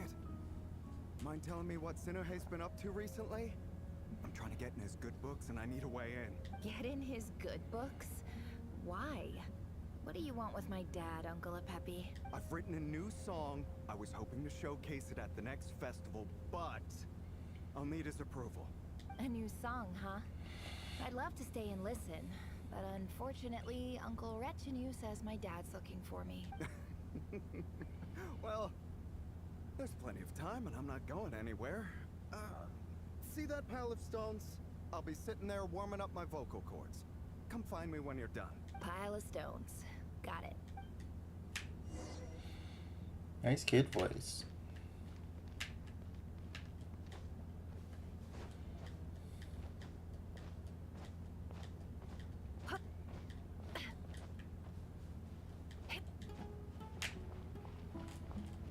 Hi, Dad. Uncle Retinue said you were looking for me. Ah, there's my little princess. If you'd gotten back just a little sooner, you could have shared the spoils of war with me. Spoils of war? Who were you fighting against, Dad? It was just a figure of speech. The aftermath of a sandstorm is no time to be waging war. I was talking about our war against thirst. I went out to fix our water supply problem, and now I'm back. Which means... We have a well again! That's right. I found a new one and brought back as much water as I could carry. It should last us for a good while. If it wasn't for these blasted sandstorms, our wells wouldn't be caving in. You wouldn't be spending all your time out searching for new water sources. As the chief of our tribe, I'm supposed to be leading us out of hardship and poverty. Not to better things. You know how prosperous our ancestors were. I've told you all the stories. And look at us now. Squeezed into these hovels. No one would choose this, if it wasn't for the endless wars over the years. But things are looking up. I started working with some folks from the academia a few months back. They gave me some contacts in return for my assistance in the desert. So you're the academia's helper now? Special ambassador, they call it. Think of it as a partnership. It's nothing bad, okay? We've been isolated here in the desert for too long. Seeking opportunities elsewhere is the best thing for us, and the fastest way to progress. So, do you get anything good out of being a special ambassador? Of course. My luck's improving all the time. One day, I swear I'm gonna lead us out of this place. We'll find somewhere new. Somewhere better.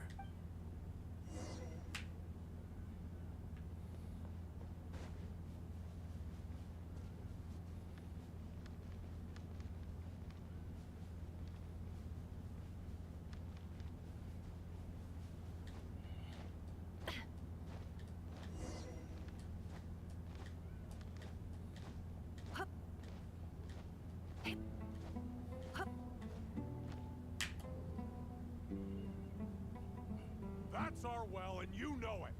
You stole from us. Well, you've gone from chief to thief, and now you have to face the consequences.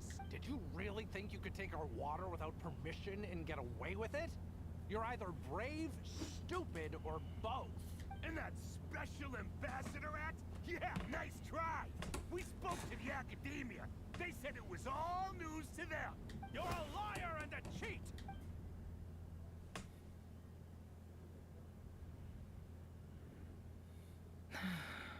I heard Yehuda gasp, but I don't blame her.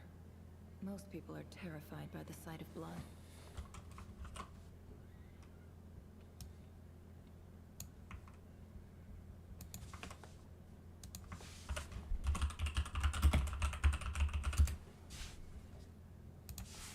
Corpses strewn across the ground.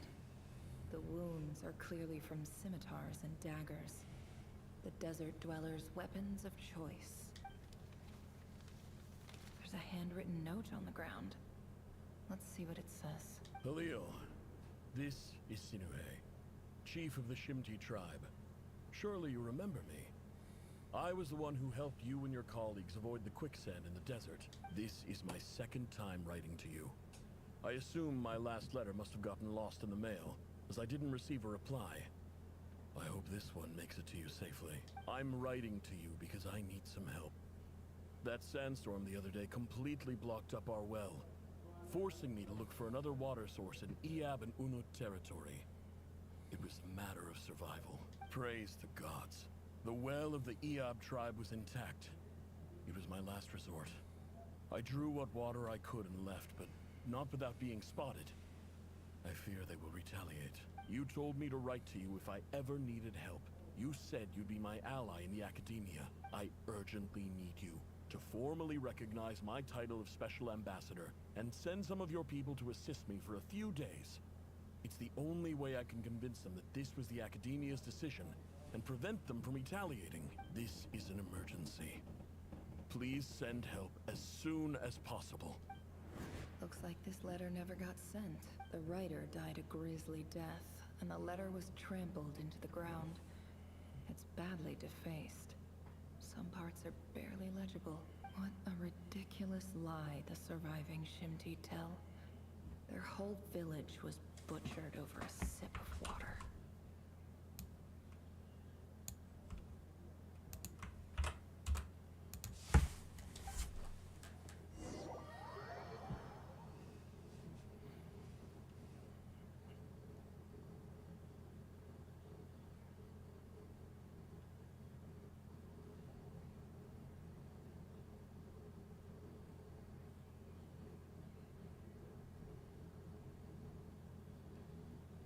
Officer, welcome.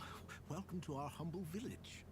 I thought you would at least have the courtesy to provide some respectable libations. This is the finest wine Aru village has to offer.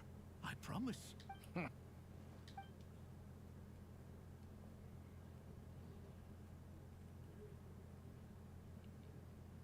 The Academia has agreed to reserve a single space for a candidate from your village. But I remain skeptical of this entire endeavor. I highly doubt anyone in this desert possesses serious academic potential. Please, have faith. If not in us, then in our god. The child we found shows great promise. I beg you, take her away from this place. Give her a chance.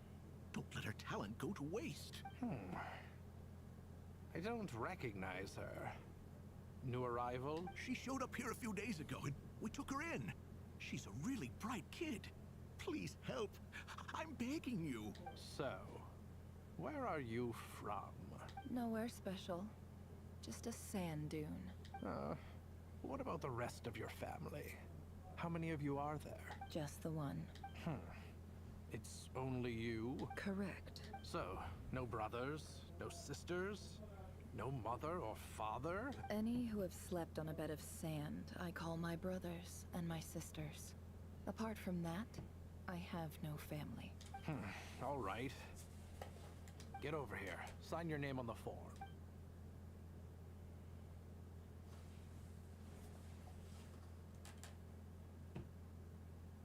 Never?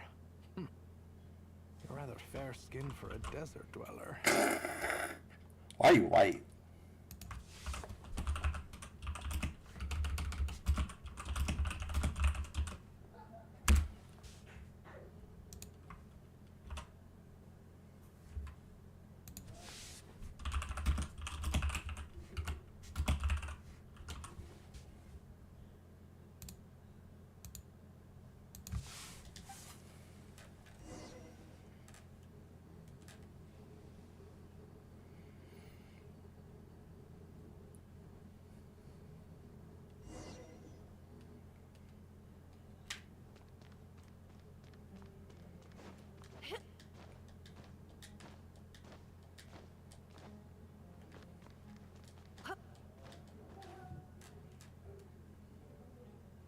Nefer, this term's assignments have been issued already. Please read through the materials thoroughly, conduct your own additional research, and then write an essay on the topic. Yes, Professor, I'm aware. I just had a couple more questions I wanted to get your perspective on. Oh? Please, ask away. Well, I saw the other students' problem sheets, and I couldn't help but notice that my assignment is much easier than theirs. Do you really think I'm a weak student? A weak student? Goodness, no. Quite the opposite. You have a sharp mind. Almost too sharp. I think what you're saying is, a weak student wouldn't have noticed the discrepancy. And if they did, they certainly wouldn't complain about the lighter workload. You see, sharp as they come. You see things the way they are. And I'm sure you know why they're like that. Because of where I come from. Because I'm different. I'm sorry, Nefer. I don't like it any more than you do. It's just... Anyway, you said you had a couple of questions? What's the other one? I wanted to check... If someone sent me a letter to the academia, where do I go to collect it? Ah, your family wrote to you. Well, as long as they put your name on the envelope, someone should hand it right to you. Not exactly. It's not even a recent letter. I was just curious where the mail would end up if no one collects it. The House of Dana, I expect. I know there's a box for unclaimed mail somewhere in there. Probably sitting on a shelf. Whatever you're looking for, that'd be the place to start. Okay, got it. Thank you, Professor. Oh, don't mention it. Honestly, I feel like I failed you. I'm supposed to be your teacher, but I haven't taught you anything. Hey, don't say that. You're a great teacher, and you do your best for all your students. But the rules are the rules. You're not allowed to teach students like me.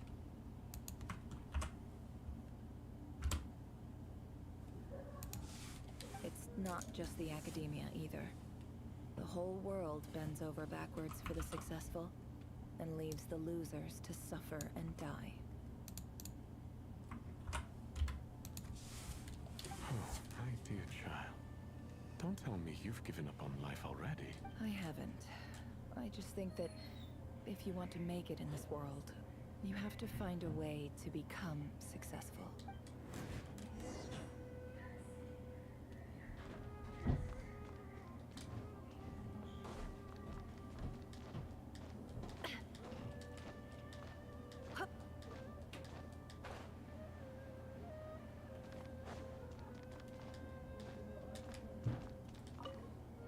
This must be it.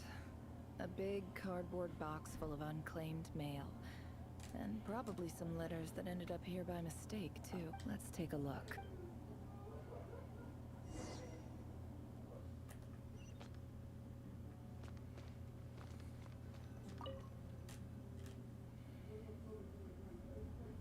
Oh my god, this mini game is back.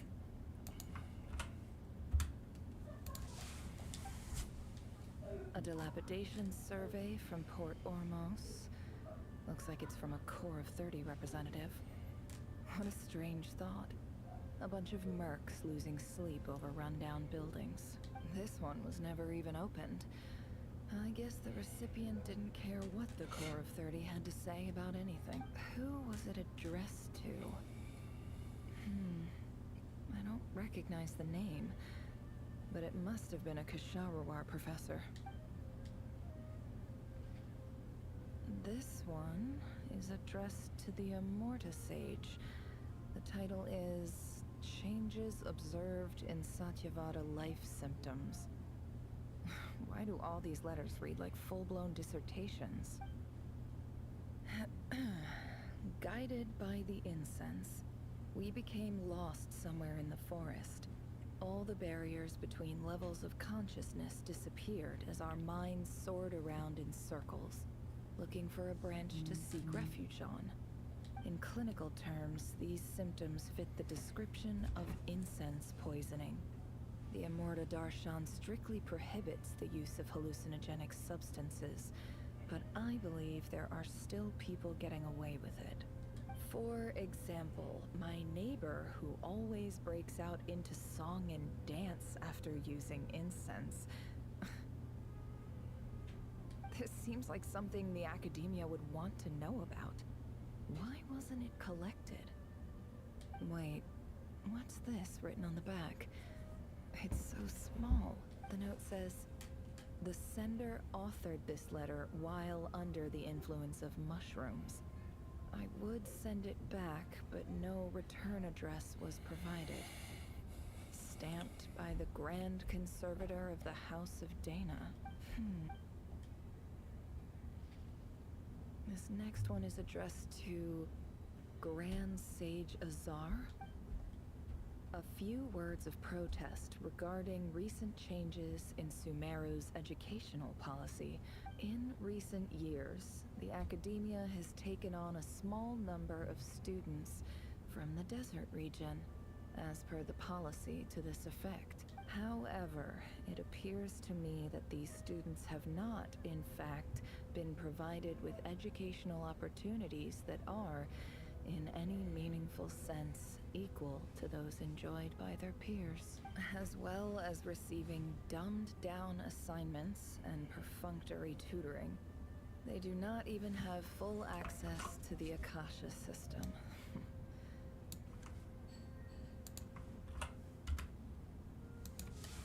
Education is the fundamental purpose of this institution, which should go without saying in a nation whose founding virtues are knowledge and wisdom.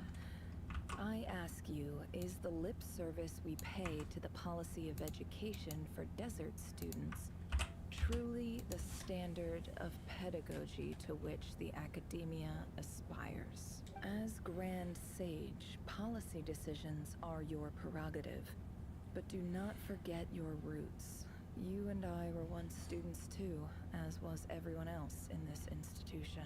I do hope you will give some serious attention to this matter. I encourage you to discuss issues like this with myself and others, and listen to some alternative opinions. Great letter. Shame it didn't get to where it needed to go. And the sender is... Huh? Sage Cyrus of Spontamod. Hey, that's Lisa's teacher. In Sinos.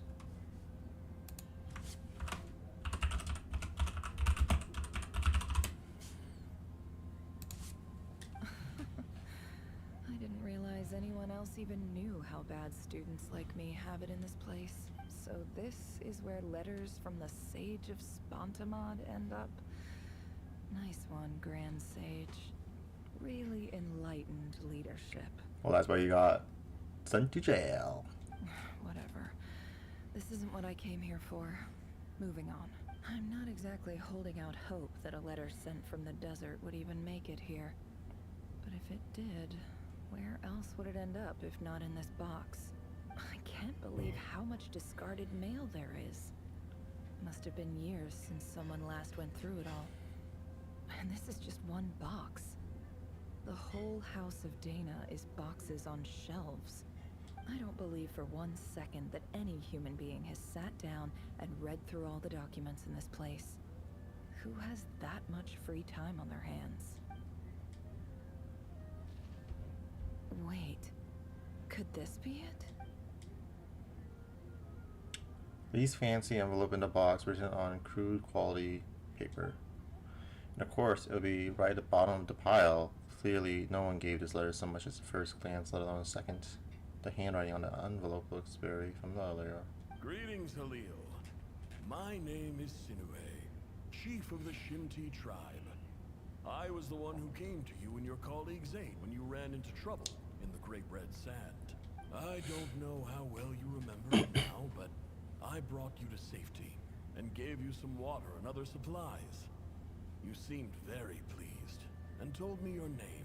In my tribe, learning a person's true name is serious business, and I therefore see you all as friends. You were kind enough to leave your contact details, so we could stay in touch. The Shimti tribe lives a harsh, nomadic existence in the desert. You were sympathetic towards my plight, promising to make me a special ambassador of the academia and help us find a way to make a better living. This brings me to my reason for writing. Our tribe has fallen on particularly hard times, and I would like to ask for your assistance. There was a terrible sandstorm a few days ago, which blocked up the well in our land. To ensure my people's survival, I had no choice but to venture into Eob and Unut territory in search of an alternate water source. The Eob and Unut are descended from the Thamudians, while we trace our ancestry to Tulatala. We worship the Lord of Flowers and have had relatively good relations with our fellow tribes up until now. I found a well belonging to the Eob tribe. They declined to help us, but I really had no other option. So I took some water to keep me and my tribe alive. My actions are certain to incur their wrath. When we met, you assured me that you would be my ally in the academia. I would like to take you up on that offer, because I really need your help. I wonder if you could send an academia representative to meet with me. That aside, the last time you were here, you mentioned that the academia had started accepting students from the desert, and I told you a little about my daughter, Nefer. We have next to no resources here in the desert, and my power and influence are limited. Would you consider enrolling my daughter at the academia? She is a smart girl. I know she won't disappoint you. From the outset, the academia never took you seriously. Those things they promised were just empty words. I doubt they even remember the name Sinue. And you were so emphatic that your luck had finally changed for the better. You swore you'd lead us to a better place one day. You spoke with such conviction, like you were the most powerful chief in the whole desert. You liar. You lied about everything. You promised the world and delivered on none of it. And who fell for it? Just me, by the looks of it. Despite your best efforts. Which makes you a pathetic liar. You weren't even any good at it.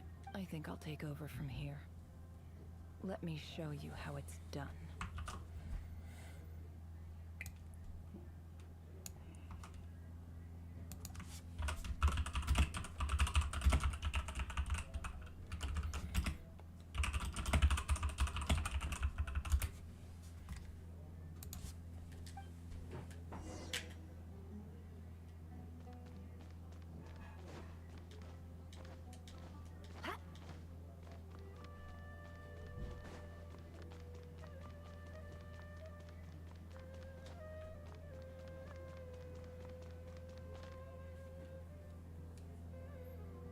I just came to say goodbye.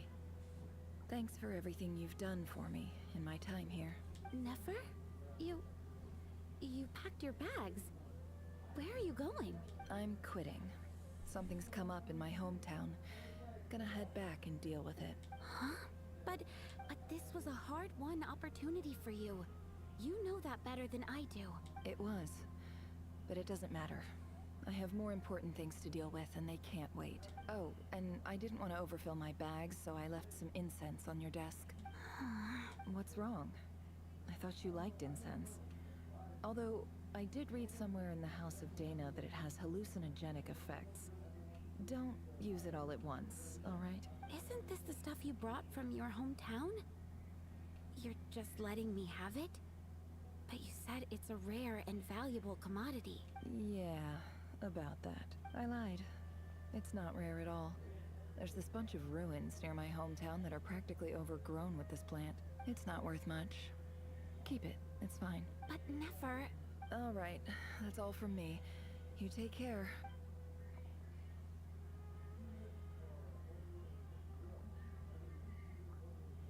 Don't forget me, okay?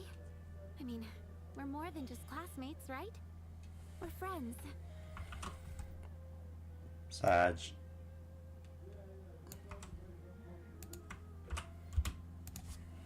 Yeah, I'll remember you. I lied again. That incense is worth a fortune, and it's a rare find even in those ruins.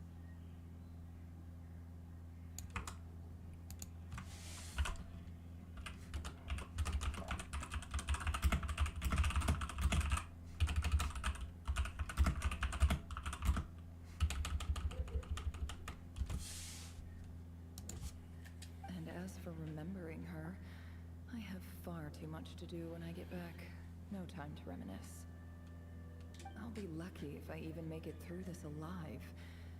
But either way, I expect I'll forget you pretty quickly.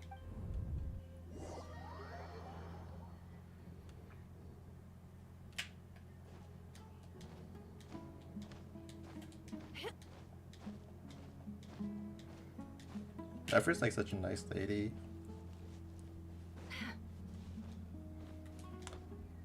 Favors. Impossible to repay.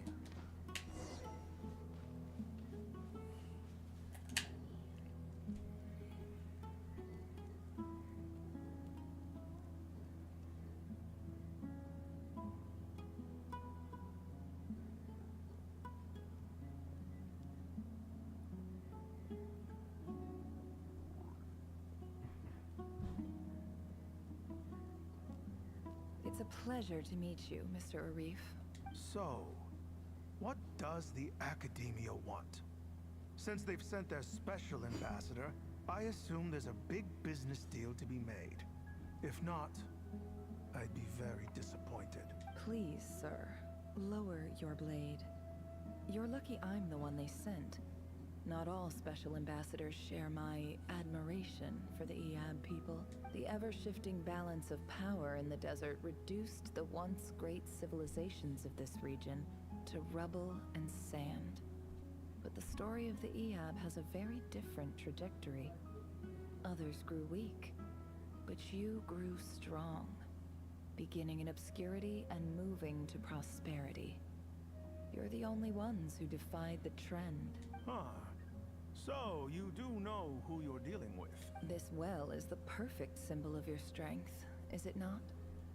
It used to belong to the Unut, but it looks like you have control over it now. You're not wrong. But I'm sure you didn't come all this way just to flatter us. Of course not. I came to bring you some very good news. Some information that recently came to light, which might just be your ticket to freedom. Records uncovered by the Vahumana Darshan show that a certain well currently under Eab control is built on top of some ancient ruins. These ruins are of great archaeological interest to the Academia. I checked the map carefully on my way over here, and I'm confident that this is the well in question. The Academia is offering 50 million mora in return for excavation rights. 50 million? No, wait. If these ruins are as important as you say, 50 million's a little low, don't you think? Don't get greedy, Eab. We know far more than you think. We know that you seized this well by force. Wasn't that the first step in your rise to power? To drive away the Unut and steal their water supply? So what if it was?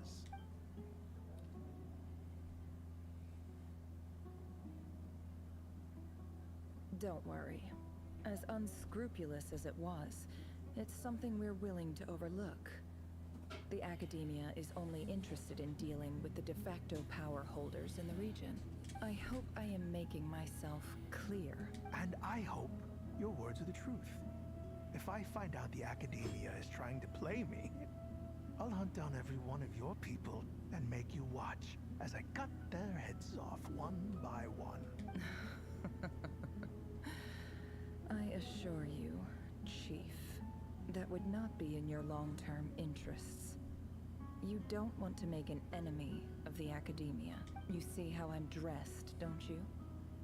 I appreciate that you've never been to the rainforest, but surely even you recognize an ambassador's attire when you see it. And what does a barbarian like you have to lose anyway?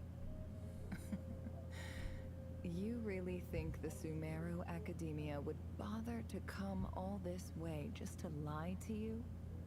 We have more important things to worry about.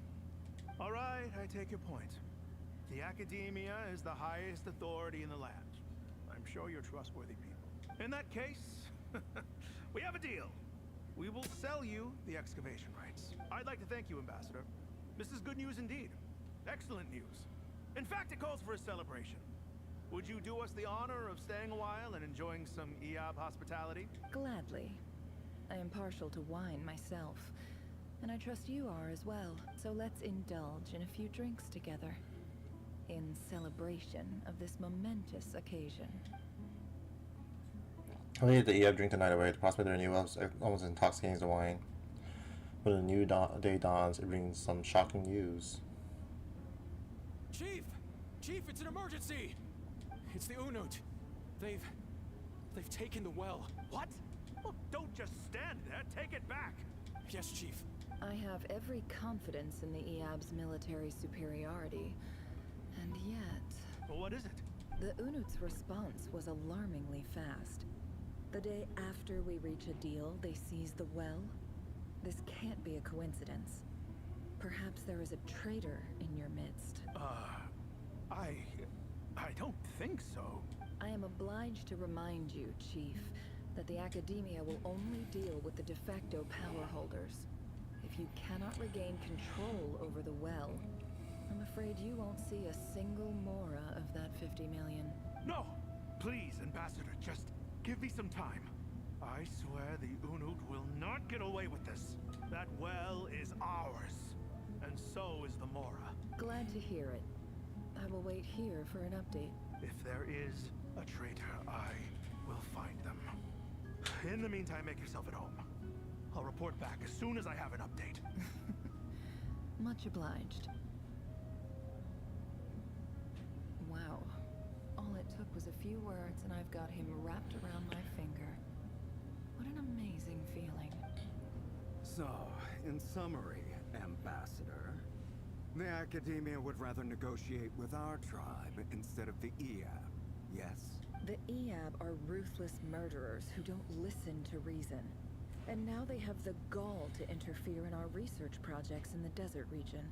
So let me ask you, Chief, if you were the Academia, what would you do?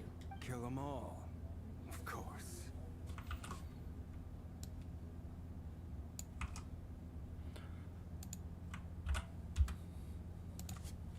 Precisely. The Academia does not tolerate those who stand in our way. The Eab have held back our academic pursuits for too long, and our patience is wearing thin. At the same time, there is simply no way that the Academia can be seen to be intervening in desert affairs. I'm sure you understand where I'm coming from. We have our own rules out here. If the rainforest dwellers raised arms against a desert tribe, you'd start a bloody war. Right. We can't confront them ourselves, but we can support their enemies. The Unut have always had strained relations with the Eab. which makes you our natural allies. Natural allies. Weren't the Eab your allies once? You were quick to send them after us to protect your interests back when we stole that water. And now look at you. You're at each other's throats. Let me be clear. The Academia wishes to collaborate with the legally recognized rulers of the desert in this matter. We are asking for excavation rights to that well, and our offer is 50 million mora. Say no more. I believe we have an understanding. Good. Then I suggest you get to work. Get us access to that well, and the mora's yours. You see, Dad?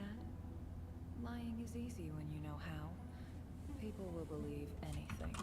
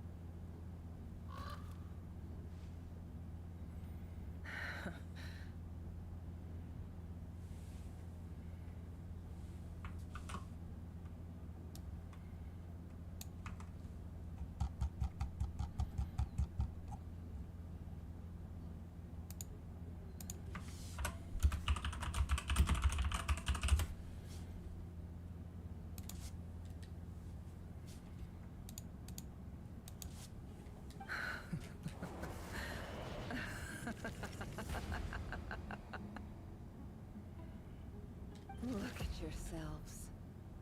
You may be vile, savage monsters, but your butchered bodies bleed like any others. You're no different. You're nothing special at all. The monsters who destroyed my home, they're just ordinary, petty human beings. What a joke. I think we're even now. Maybe I've even done the desert a favor. It's a better place without all these people around. Oh, Sinuhe. My gullible fool of a father. Perhaps if you'd been as ruthless as I was today, our tribespeople would still be alive. In this dog-eat-dog world, a chief needs to be tough to survive. But you couldn't do what had to be done. So I did it for you. Nefer, it's okay. All of this is in the past now.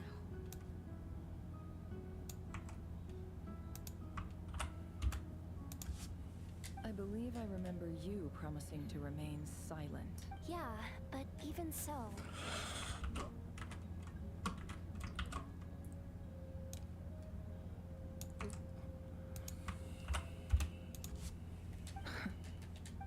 Yehoda, is there anything you can do to ease the tension? You got this, Yehoda. It's your time to shine.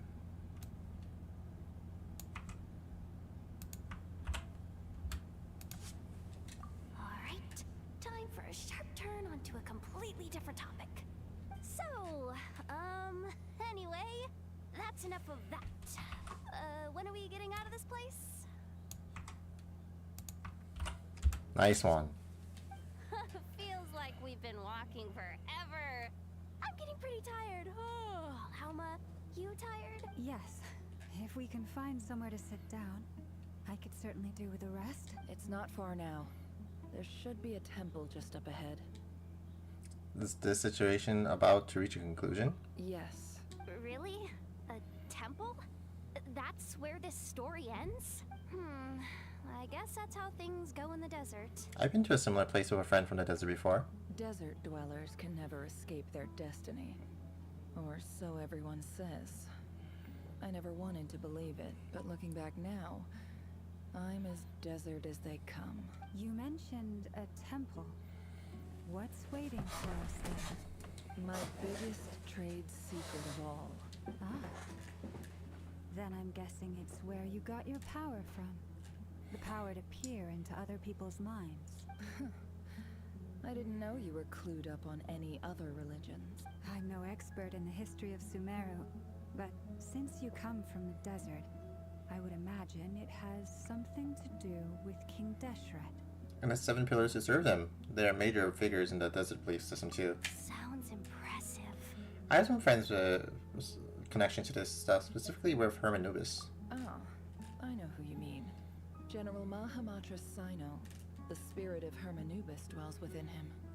That's Boss Neff for ya. She knows everything. Sino's hardly a figure of obscurity, but I know about Sethos too. What about him? Is he a big deal or something? Well, he's not a small deal, let's put it that way. You sure know your stuff. Please, this is the bare bone basics. Save the flattery. Thanks for your patience, everyone. I'm sure it's been a lot to take in. With any luck, that's our exit just up ahead.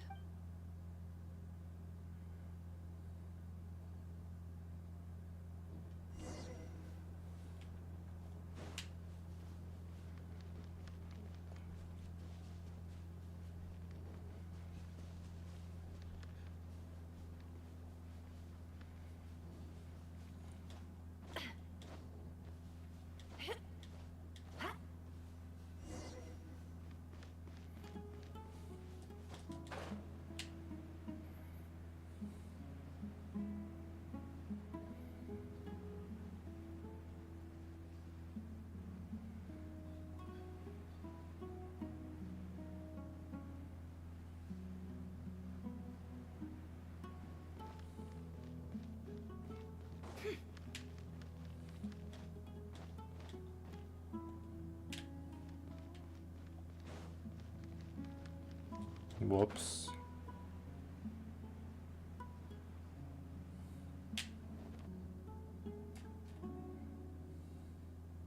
Oh, come on, dude. Uh-oh. I'm totally out of my depth here. I don't have anything to add about any of this stuff. Like, look at that statue, for instance. I want to do the whole name-dropping, this girl knows her stuff thing too, but I've never seen anything like it before. It's the Ibis King. A statue with the head of a bird. Looks like something out of King Deshret's mausoleum. That's Thoth, the Ibis King, one of the 7 pillars of King Deshret. The legends say that he, the Crocodile King, and the Goat King were the 3 retainers of King Deshret.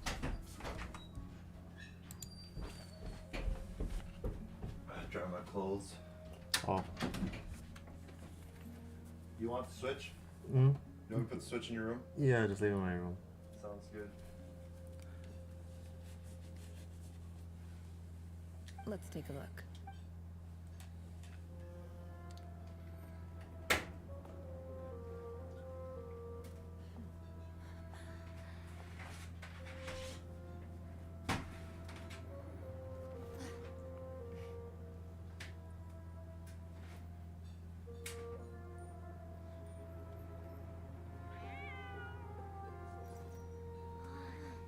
It's just Ashru. So, all is well?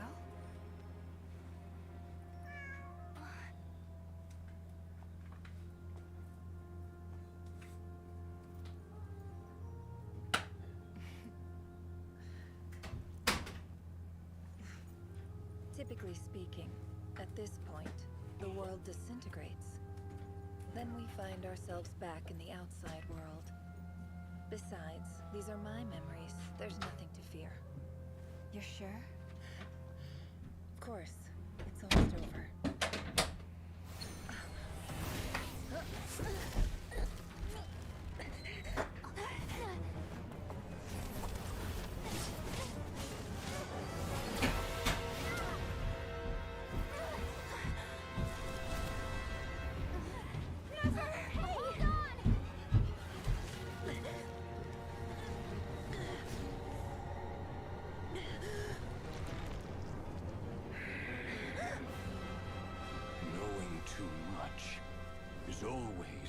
death sentence. Speak for yourself.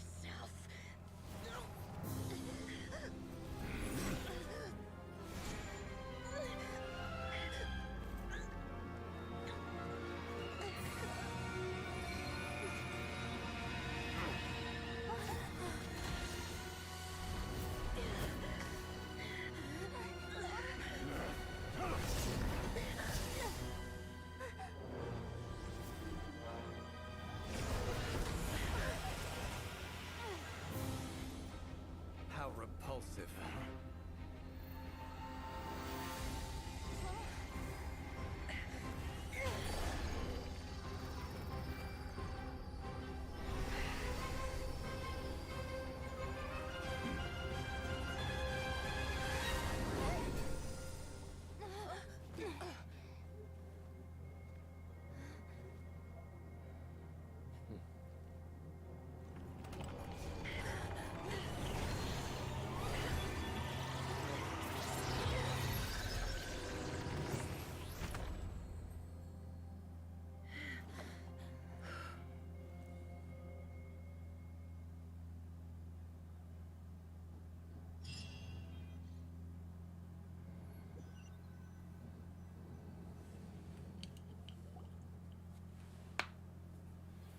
Timed that pretty well, didn't I?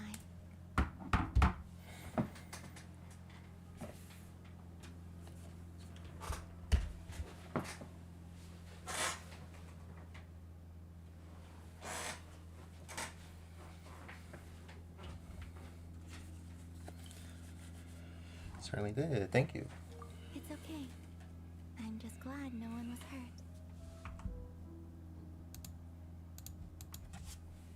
Paimon noticed you doing something too, Dainsleif.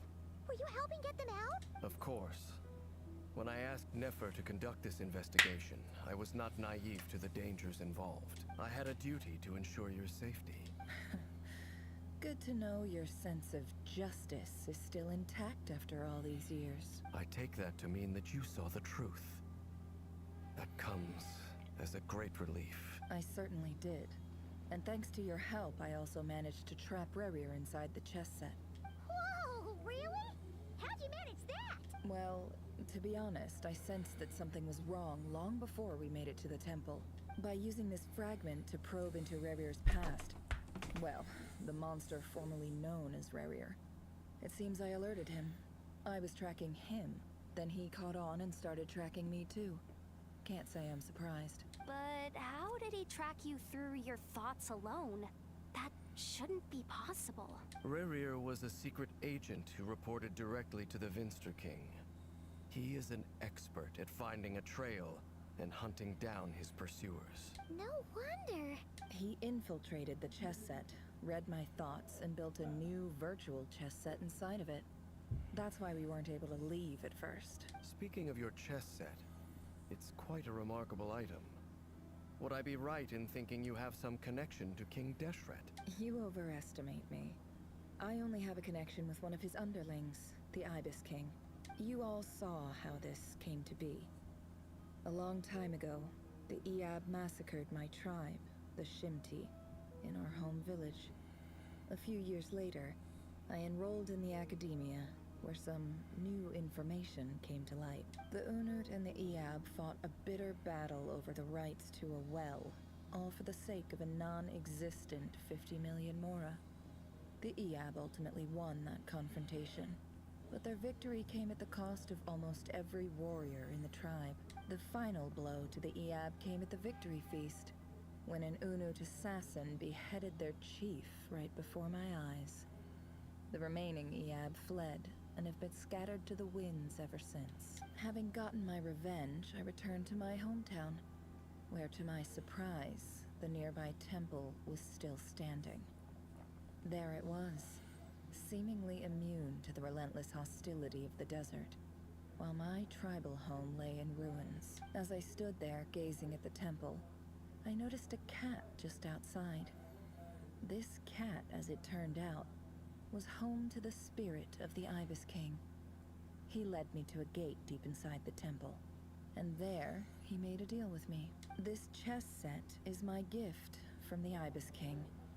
The chessboard within is made to the same specifications as the one in the mausoleum of King Deshret, and represents his power of piercing analysis. With this chessboard in its container, I gained a certain ability to perceive hidden secrets. Now, you could conclude that the Ibis King simply wanted to give the people of this world the power to seek the truth. But I don't believe that's the full story. Every god plays favorites.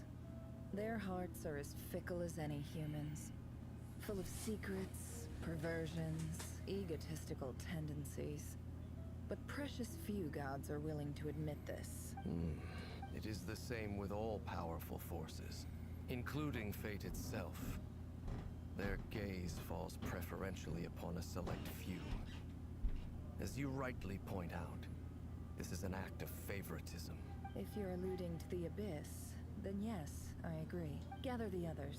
It's time to share everything I've learned. Before long, the groups gathered in the office. Those too busy to inform the others of their activities, movements, whatever. Thank you all for being here. As promised, I did some further investigating into the Raker of Solnari's background. I am pleased to report that the investigation has been most fruitful indeed. The Raker of Solnari, real name Rerir, was once a Conrian subject who served the Vinster King. I will now share the important details of his story. Please save any questions or comments for the end. Nefer narrates Rerir's backstory to the group. At the Vinster King's behest, he gathered intelligence and assassinated descendants of the Crimson Moon dynasty on the one to take down his beloved Delindus, who was secretly Crimson Moon heritage. He then got dragged into court politics. Vitterlner's voice, which spoke to him of his fate. The reflection of the moon, though he could disturb the waters to gain some temporary relief, he was powerless to erase it entirely. In contrast, Rerir's own life was like a reflection of a broken moon. Once the stormy winds of a fate blew across the water surface, it was utterly destroyed. Delindus smuggled away a piece of the moon before disappearing through that mysterious portal. It was passed down through the ages, finally falling into the hands of the knave.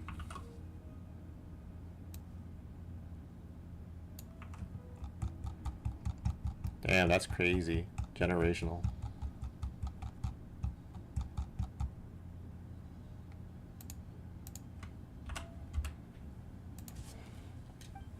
What lies on the other side of that portal? Is it really a whole other world? Delindus never had a chance to share what she found there. Neither did Rerir, who followed her in. So that's why he's so obsessed with the moon. A tragic tale, to be sure. But it does not excuse his many transgressions. No matter how much Rerir suffered in the past, the fact remains that he is what we know today as the Wild Hunt, wreaking havoc upon innocent lives in Notcry. He becomes more dangerous with each passing day. If left unchecked, it is simply a matter of time before all of Tevat suffers the consequences. This is a threat that the Knights of Favonius cannot ignore. A question for Miss Columbina. Forgive me if this is presumptuous, but have you ever seen the spatial gateway that appeared in Rerir's memory? Never. But I have heard stories of something called the Moon Gate, and this seems to fit the description. Miss Lama, any thoughts on this? In the lore of the Frost Moon Scions, the moon is believed to hold many secrets. Some sources speak of ancient knowledge, others of a gateway to the unknown. The term Moon Gate is one I have heard before. But as is the case with all of our legends, there are no records of any first-hand witnesses. We cannot know whether it truly exists. Then back to Miss Columbina. As a moon goddess yourself, do you have some idea of where the Moon Gate leads to? Not at this stage, sorry. I do hold the power of the Frost Moon, and my strength is recovering well. I can sense that the gate would open at my command, but... But there's more to the power of the Frost Moon than that? Yes. A moon goddess has the right to open the Moon Gate, since it is a path to the moon. But as Nefer mentioned, holding open a spatial gateway takes a huge amount of power. And right now, I need to conserve my energy to fight the Raker of Solnari. I'm afraid this is one mystery we may have to leave unsolved for now. I agree. Better to save your strength. But if you'll humor me for a moment, I have a bold conjecture of my own regarding the world beyond the gateway. I highly suspect that neither Tholindis nor Harir made it through unscathed. The evidence pointing to this is the fact that the Rehir of Solnari exists in the form of countless fragments. With the abyssal power he wields, no ordinary foe can touch him, let alone tear him to shreds. And yet, the Wild Hunt proliferates wherever his scattered fragments lie, drawing hordes of monsters to many different locations across the land. So your theory is that Rerir was physically torn to shreds by some powerful force? Hence, why the Wild Hunt is a distributed phenomenon, rather than a unified one? Makes sense to me. Explains why the Wild Hunt is so pervasive, and why he's been trying to piece himself back together. He was whole to begin with, and he wants to be whole again. Without the power of the Abyss on his side, he almost certainly would have perished the moment he was torn apart. But the Abyss, much like a curse, has kept him alive. I could not agree more. The power of the Abyss is most surely a curse. It is a compelling explanation, and one that accords with my present understanding of Abyss creatures. Whether the life form in question is primitive or advanced, if a curse has extended its lifespan unnaturally, it will continue to survive in spite of everything. This raises some interesting questions. I will run some experiments and see if there is any validity to my suspicions. That being said, regardless of whether my research bears fruit, I would like to thank Miss Nefer for conducting such a thorough investigation. Already, it has greatly enriched my understanding of the entity we face. My pleasure, Mr. Albedo. I too hope that the information I have shared today proves useful as we look to formulate the next stage of our plan. Hey! What is it, Dainsliv? You look really upset! It's just... when I think of the man I once knew as Rerir, I struggle to understand why things had to turn out like this. The two of you used to be friends, didn't you? I don't know if these words will bring any comfort, but my heart goes out to you. Mine too. We can never know all the hows and whys of the way things are. The moon and stars are full of untold secrets and lies. And the skies are host to many more mysteries than these alone. Yet, none of that can begin to compare with the complexity of human life. Those are the first comforting words I've heard in a long time. Thank you, both. Well, I think this is a good place to end today's meeting. I'm sure Nefer needs some time to recover. She's been through an awful lot today. That's very thoughtful of you, Lama. Of course. Sounds good to me. Take some time to rest and digest before we reconvene to nail down a plan. I gotta hold a plan for a while and discuss what lies ahead.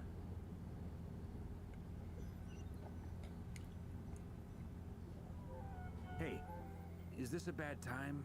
Hope I didn't kill the conversation. Nice room. Oh, I'm not coming in though. Why not? It's just a hotel room. If it's all the same, I'll just stay out here. I might not look the part, but I'm technically a knight. Barging into people's private quarters isn't the kind of thing we do.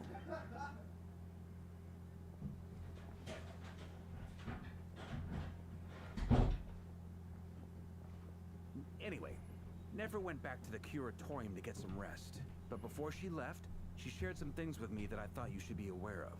Firstly, although she managed to trap the Raker of Solnari inside her chess set, there's no guarantee that the power of the Ibis King is any match for one of the 5 sinners. Their powers are beyond our comprehension.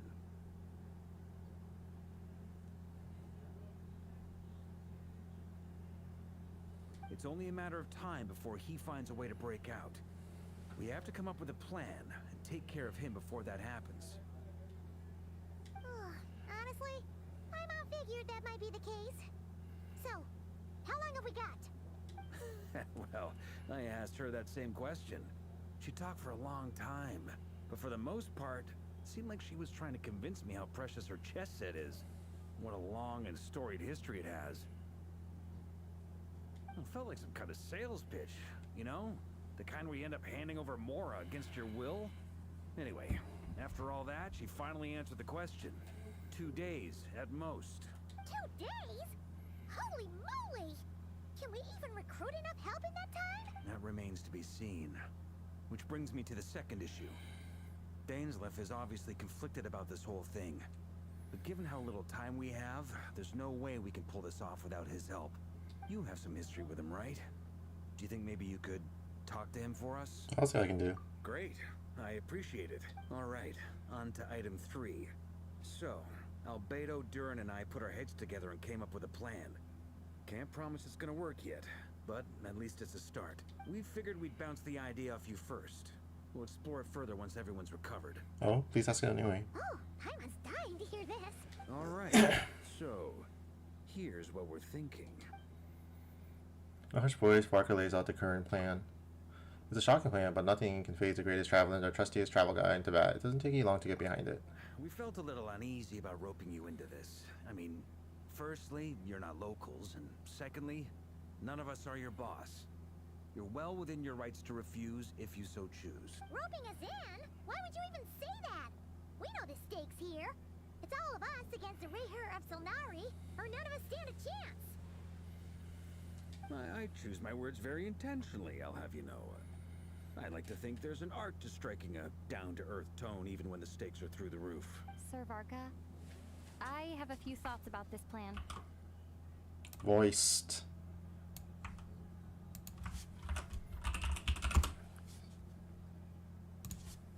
I'm all ears. I think we can be more flexible with how the roles are allocated. In my view, the most sensible lineup would be like this.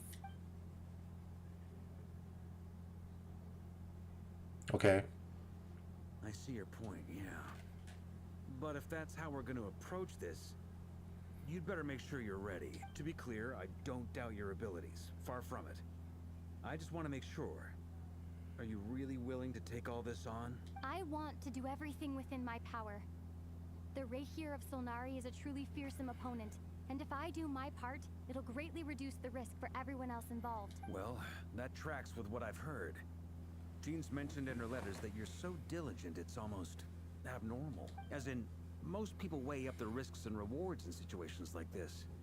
But you seem to just march towards danger without a moment's hesitation. Of course, everyone appreciates a fearless pioneer. But all that aside, I'm the Grand Master of the Knights of Favonius, and you're our honorary knight. I want to make sure your courage doesn't come at the expense of your safety. Thank you, Sir Varka. I should be the one thanking you. It means a lot to have you on board. I'll give some serious thought to your suggestions. Barker gives a very knightly bow and says he will see you at the hotel again later. He has arranged for everyone to meet and finalize a plan of action. In an effort to lighten the mood, he booked out the hotel for this meeting so you could all chat over a drink. As the moon rises in the sky, you and Paimon leave your room discussing whether Paimon has any other options than fruit juice. Everyone's already there waiting for you. They're chatting and smiling clearly. The rest has done them good, as well as the existing crew so excited to help has arrived. Still, you remain conscious of the fact that the future of Notcry rests on what is decided tonight. So many lives are at stake. You may never meet most of them, but whether they know it or not, all of them are counting on you. Game of Blood and Sand. Oh my god, it's still fucking going. The whole gang's here. This is a thorough plan, but I do have one last question before we take action. How can we be sure that our enemy won't leave the designated area? Great question. Albedo's been hard at work analyzing Rehyr and the Wild Hunt's behavioral patterns. His conclusions are as follows. Firstly, from the earliest known confrontation until now, Rehyr has never displayed any ability to manipulate the dimension of space. So it's unlikely he has any power in that domain. Secondly, he seems to have a particularly strong vendetta against our group. If we put him in a fight-or-flight situation, he'll choose to fight every time. Thirdly, finally, and most importantly, he is consumed by hatred, both for the moon and for his enemies. Turns out, we tick both of those boxes. We have a reincarnated moon in our ranks, and a spy who accessed his private memories without permission. He'll be baying for blood. not looking to escape. As someone who's had their fair share of interactions with the Wild Hunt, those all seem like valid observations to me. Understood. Then I will defer to the verdict of the group. Well, everyone, that's the plan in full detail. Albedo and Durin are carrying out their part as we speak. Plan approved. Scheduling. Okay. Any firepower you need, I got you covered. Let's light this baby out. The Frost Moon Scions are behind you as well. And the rest of you? No objections? All right. Then it's settled. This is the plan we're going with. Next up, an old tradition of mine. Anyone who wants to back out, now's your chance. Wait, we can still back out of this? Everyone says things they regret, right? I don't want anyone feeling trapped because their mouth said yes before their brain had time to think things through.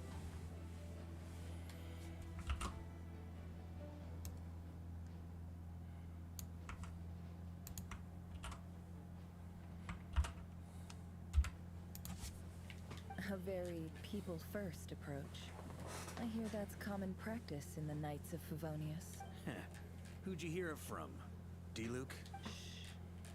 We don't use people's real names at work. This contact will be known only as Owl, please and thank you. This plan can only work if everyone does their part. Flint's and I will absolutely support it. We shall indeed. You'll be glad you accepted our help. Also, you are the last person I expected to see here, Miss Dory. It's not often I get called Dory in a work context. My peers usually call me Lord Sangama Bay. So, the longer your name, the higher your net worth. Is that the idea here? In that case, Mr. Flint's here must be worth a fortune. That's right, I know your full name. It's... The walls are thin here. I'd appreciate you keeping that a secret. Okay, fine. I'm actually only here as a favor for someone else. Do you have any idea how much it would cost to hire me otherwise? Oh, does this mean someone out there actually has the power to boss Dory around? It most certainly does not. We have a long-standing and mutually beneficial business partnership. She's actually the mom of a friend of yours. Oh my god, Alice.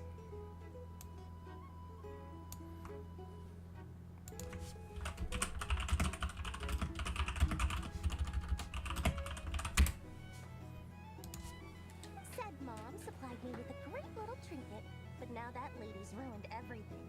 If I don't start building a little goodwill now, my whole business in Notcry is gonna go down the drain. Okay. So what exactly is so special about this pendant? It's a lucky charm that a great mage made for me. We have a business relationship, and she was worried that something bad might happen to me. So, she wanted me to have something that can store power to protect myself with. I finally got it all fully charged up with Kuvaki, and then never went and used it all up at once. Never lost so big in my life. You're right. It was all my fault. I didn't mean to drain all the Kuvaki in the pendant, but I'll make it up to you. You will? Well, in that case, how about you give me your chess set? And we call it even. I knew you'd say that. Well, it's yours if you want it. In fact, take it now, and I'll even throw in a free Raker of Solnari. Deal? You're putting me in a difficult position here. It's a very useful thing to have around, but I have a funny feeling it won't be around much longer. I guess we'll see in a couple of days. Looks like bankruptcy for me. Hey, don't be so pessimistic. See this through and you never know. You might find a new business opportunity on the other side. With action plan in place, everyone chats among themselves before going their separate ways. We and Pam decided to check in and see how each of the stages of preparations are going.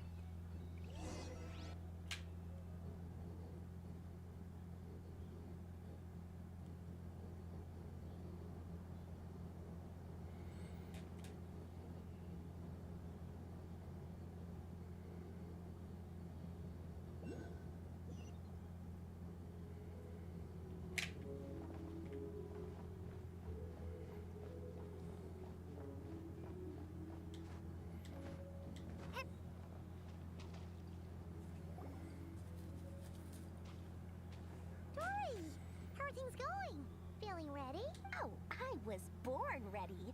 We only have 2 days. You think Lord Sangama Bay would let an opportunity like this slip by? Don't forget, when something's in high demand, the people with the goods on hand get to charge the highest price of all. Even higher than the sellers taking advance orders. Ta-da! See? It's right here. Ah, it's so pretty. Did you make it? I had no idea you're so skilled with your hands. No, I have a supplier. We go way back, so he made me a very attractive offer. Aha! No wonder you were talking about lucky charms at the meeting. You've been getting Kave to make them for you. That's not the full story. It actually started a while back as a project between me and the Dendro Archon. Mage Alice once warned me that this world won't stay safe forever. There may come a day when everyone faces a great crisis. I passed this on to the Dendro Archon, and she secretly brought together a research team made up of Sumeru's top scholars to invent a technology that could keep people safe. I won't go into the details because it's all very complicated, but if you want to know more, you can ask the Dendro Archon about it sometime. Anyway, point being, it was the Dendro Archon who asked Kave to build this little contraption. As one of the top Kashara War talents, he was the obvious choice. Took him long enough. He stressed over it for ages. Must have gone through at least a dozen designs before producing a final product. But that's Kave for you. Marak delivered it to me a couple of days ago, along with a letter from Kave.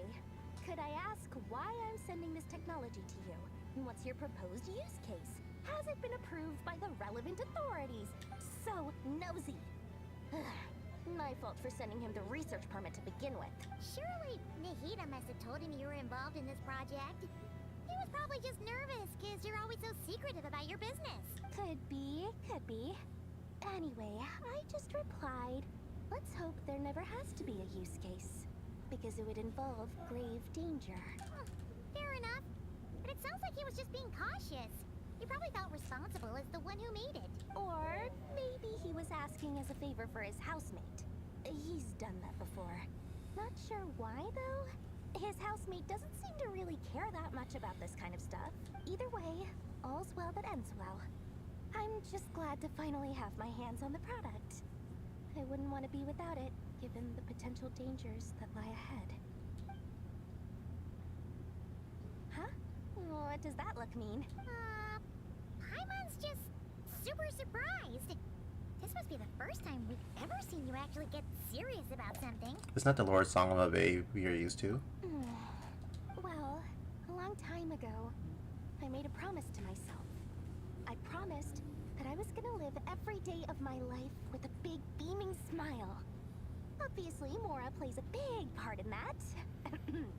But there are always gonna be times in life when you have to give something back. That could mean paying back a debt, returning a favor, or showing some kindness.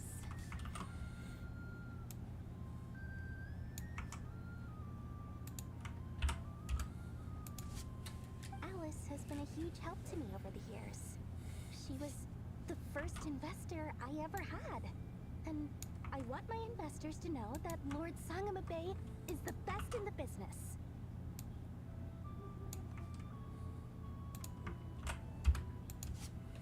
And more than that, no one knows what the future will bring. Whatever happens, I want to make sure the Dendro Archon and all of Sumeru is prepared to face whatever comes. Go back to the pendant. You never intended to ask for it back, did you? Oh, that? I was just making sure Nefer and I are square.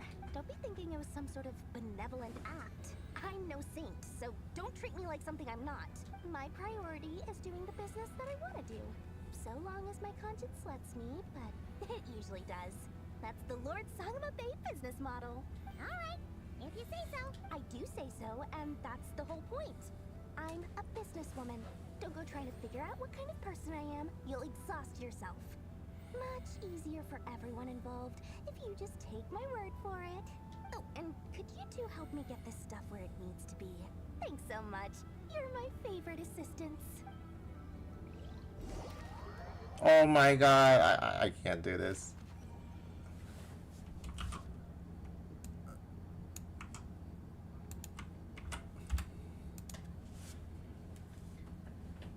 I have to take a break.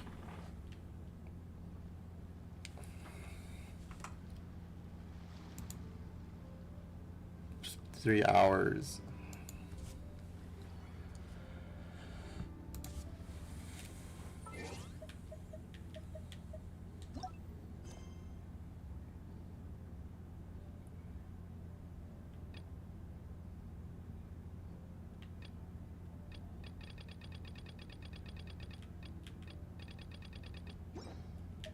Alright, that's it for now. Thanks for watching. Let's see, are we close to being done with this?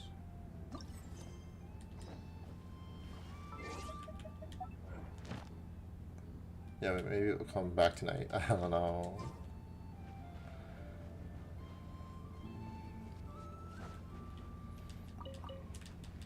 We'll get rid of this first. Fulfill our pact! Rise with the sun!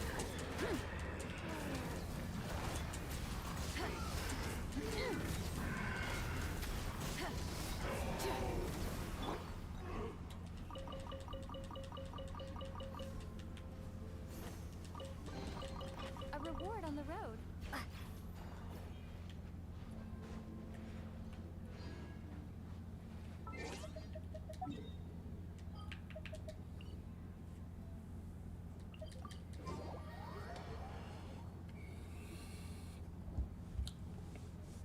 I didn't know it would be this long.